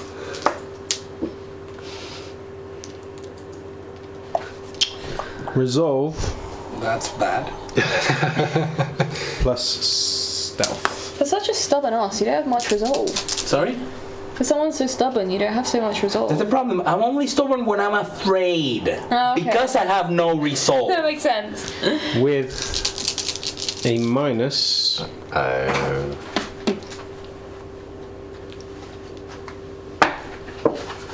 God, get you guys in your compulsions. It's equal to Portillion, isn't it? The Yes. negative. -3. A single hunger die. Nice. I guess you're probably sneaking around his His haven, yeah. So. Yeah. That is 1 success. That's all I have. Okay. Thank you. I am just casing the area around to see what would be the best way to go in to the domain or haven. Yeah. The search you do is as thorough as you can make it, but given that you don't know this area, given that there are a lot of well-off individuals, based upon the looks that you gain from them and the looks you give them, it's not... Unseen passage. Oh, okay. Well, even then, the individuals that are there seem to be the kind of individuals where your group would probably stand out. Maybe with the exception of Ben. I dress well. Do you dress wealthy? What's your resources? I mean, I have pocket money. Once a week you can pass by best dress. It's going to be difficult, and even with unseen passage, given what you know of The cameras and the angles and stuff. Yeah. it's going to be difficult. You cannot find an easy way in. Given that you haven't entered yet, you do not find an easy way in. If you had succeeded on your roll, then the -3 wouldn't apply to everyone else, but as it is, you've checked as thoroughly as you can, you are still going to be subject to those penalties when you make your entry. Text to Katia, I hope you're dressed for success. This is a black tie event. I look up my like Trinity Matrix style coat. Yeah. Apparently it's a pretty posh area, so you might want to not look And like then a more shoplifter. messages started going through. Like it's like bouncers at, like it looks like I'm talking about a party at a club, at a fancy one. This is a black tie event. Bouncers at the door. No way to sneak around. No one that can give us a backstage pass. No one that can, using all of those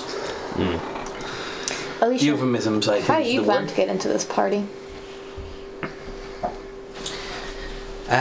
Well, to be honest, I plan on walking through the front door.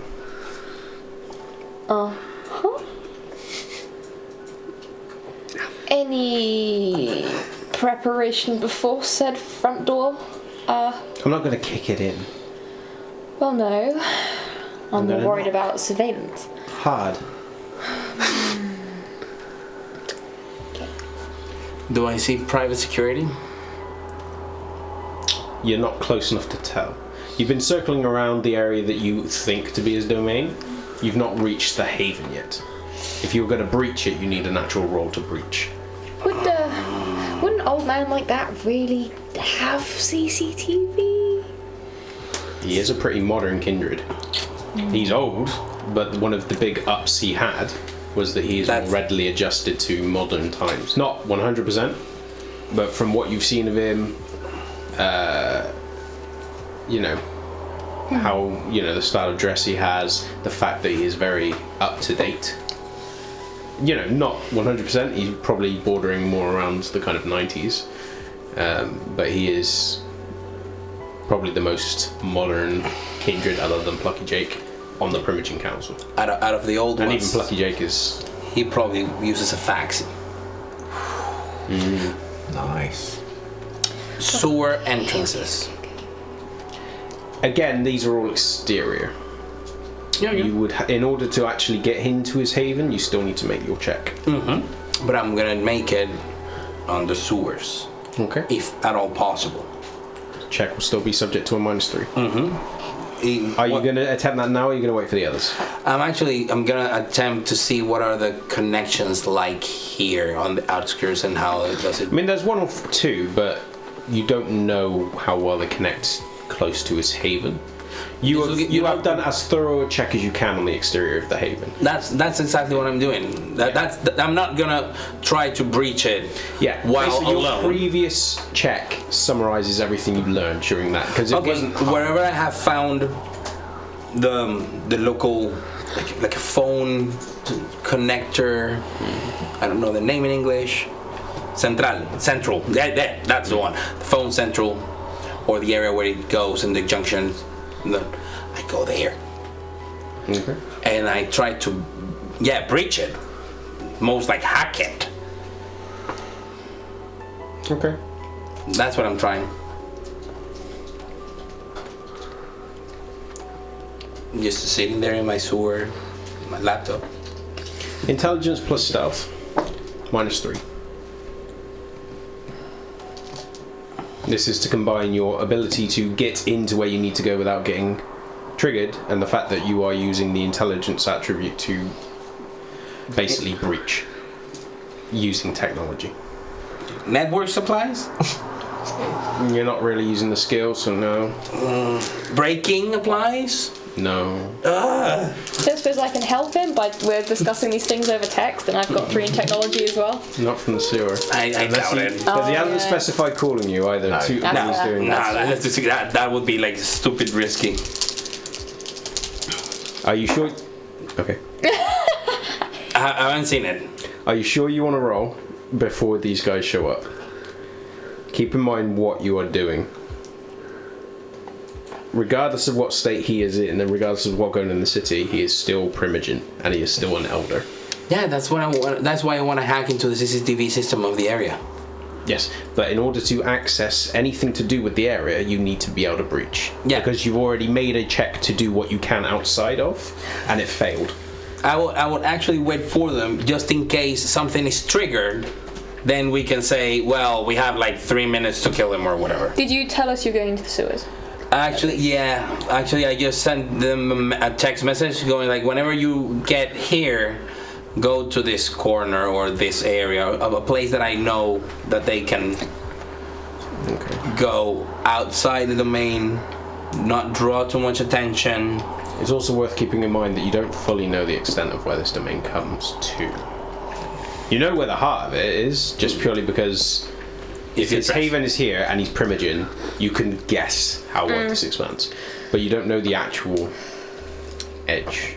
Okay. As with a lot of things in kindred politics, it's kind of whatever you manage to enforce at the time. Our friend's been staking out, so to speak. We have a meeting point where he can share what he's learned so far. We can coordinate what we want to do next. I got this is going to be satisfying. Oh, I fully intend on making it as satisfying as possible. And of course, I I've got a promise to keep after all. And I get the sense you want the final blow yourself. Oh, without a doubt. Right, shall we go and meet with Moses? Yes, we shall. Meanwhile, you have gone to the Haven. Well, no, because they texted me before we left. Well, what does he want to do, really? What's Edmund wanting to do? Because he said we had stuff to talk about, stuff to do, or something. Yeah. I mean, like, if he leaves me to my own devices, I have stuff I'll do, but otherwise, obviously, it's until I'm dismissed, really.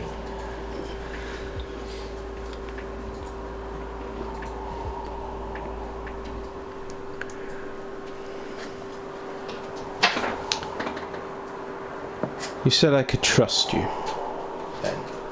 Yes.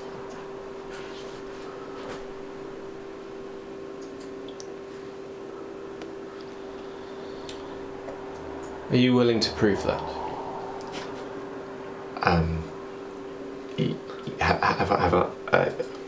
I suppose the fact you're asking that means I haven't already. Let's just say my memory's not fully up to date. Well, yes, you know I do anything for you, Edmund. What? It's simple enough. I need you to meet someone. I need you to bring them here. All right. Who are they?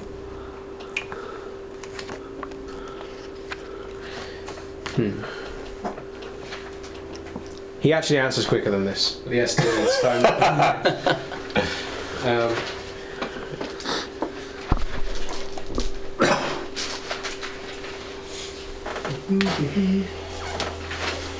Why the hell is it taking so long? There we go.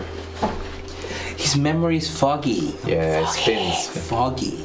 His memory is foggy. Yeah. He's foggy. Foggy. Wow. Oh my god, the return of Foggy. That would make me so happy.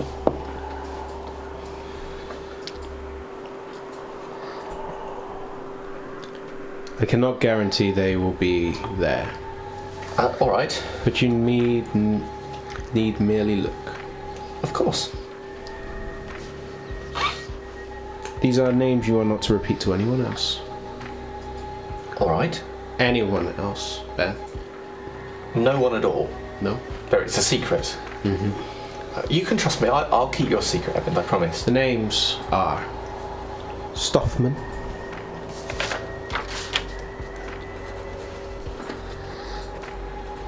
Yes? Canker, Yes? Ridget,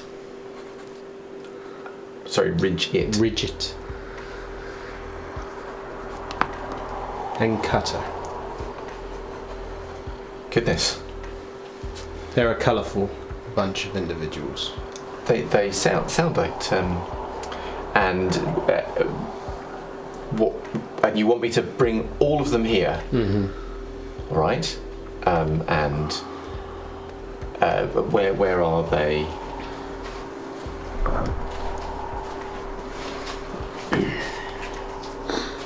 I will hand you the address. I will also hand you another letter.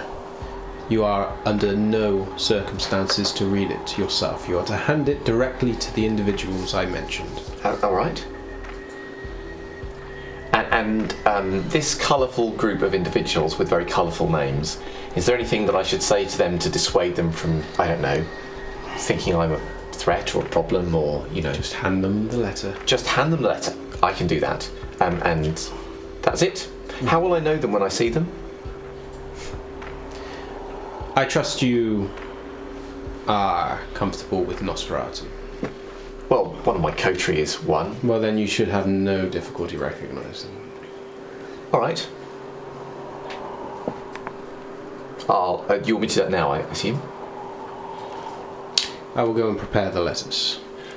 All right. So, how long? As in, do you want me to wait here, or do you want me to come back later, or? You can wait here. All right. And he steps away. And he's gone for a few minutes. And then, when he does return, there is an address, which seems to be a small flat on the very western edge, beyond the city limits. It's like as far as you can get while still being in London. Well, Yeah. you know. Yeah. You don't actually know the area, but it's, you know. And there is another sealed letter. And by sealed, I basically just mean that it's been thoroughly,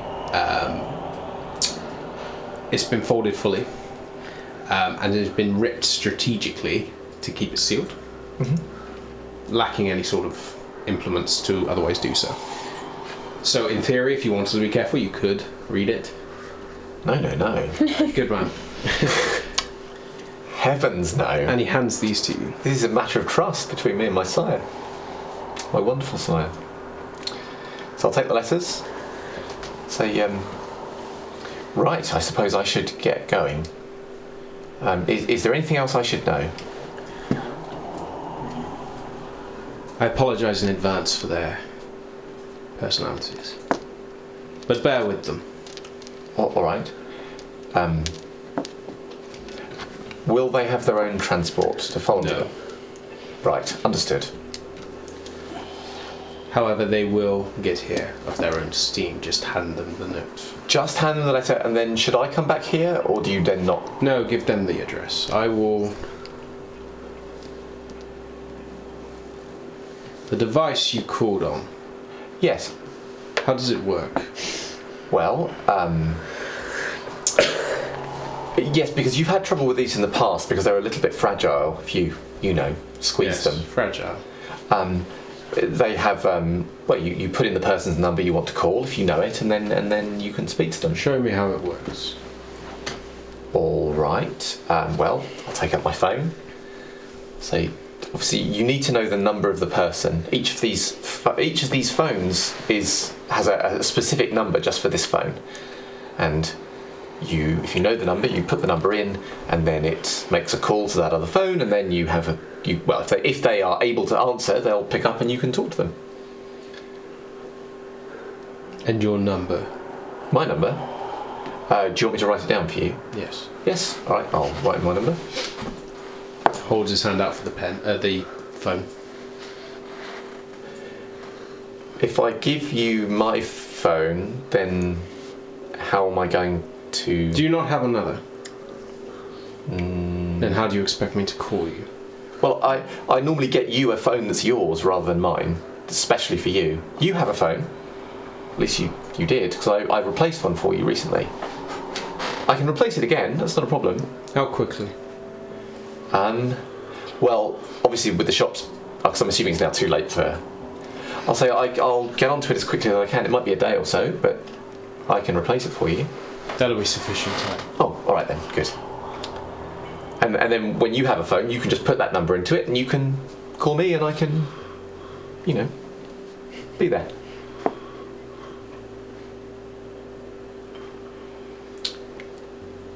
You are fortunate.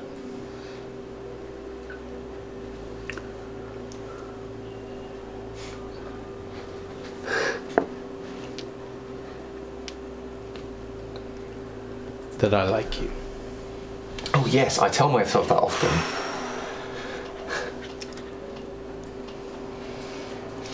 Go fetch them. I will. Do not return here without the phone. I won't. I'll come back in a day or so when I've got the phone. I'll go And he turns around and just looks at the body of Abigail as you rush up the stairs. And then you hear movement from down below of something being dragged. And then something breaking. And then the door shuts behind you. And that is where we are going to leave today. Oh my god. I still have the compulsion. No. I'm healing. I am freaking healing. Yeah, but I mean, Or all the someone good to work stay I've done. outside with the laptop. Sorry? If you need someone to stay in the sewer with a laptop, I'm totally fine for not doing it. Yeah, Just absolutely. get a vial of blood for me. You can be their Ned or something, right? Yeah, I'll be like, I'm going back to the National Treasure archetype here. I'll be the guy in the van. Yeah. That's all we need. Someone to give us support. So let's say thanks to Bunt Bandy, I think is how you pronounce your name for the raid. We had a raid, so Thank you very for the much. raid. Thank you. And there were several gifted subscriptions again tonight. I lost count. How many? There was what? How many? What? Okay, so more than one person lost Well, count. thank you very much. Thank you very much. Whoever you are. So much. Thank you so much. Thank my you. god. Well, thank you very much, guys, for joining us. Yes. We will still here next week. I know that there's a date upcoming at some point soon where one of us is away, but maybe I'm just like next week's fine. Next week's okay. don't panic, guys. We'll obviously give you full notice. Anyway, thank you very much, guys, and we will see you next Monday. Good night. Bye.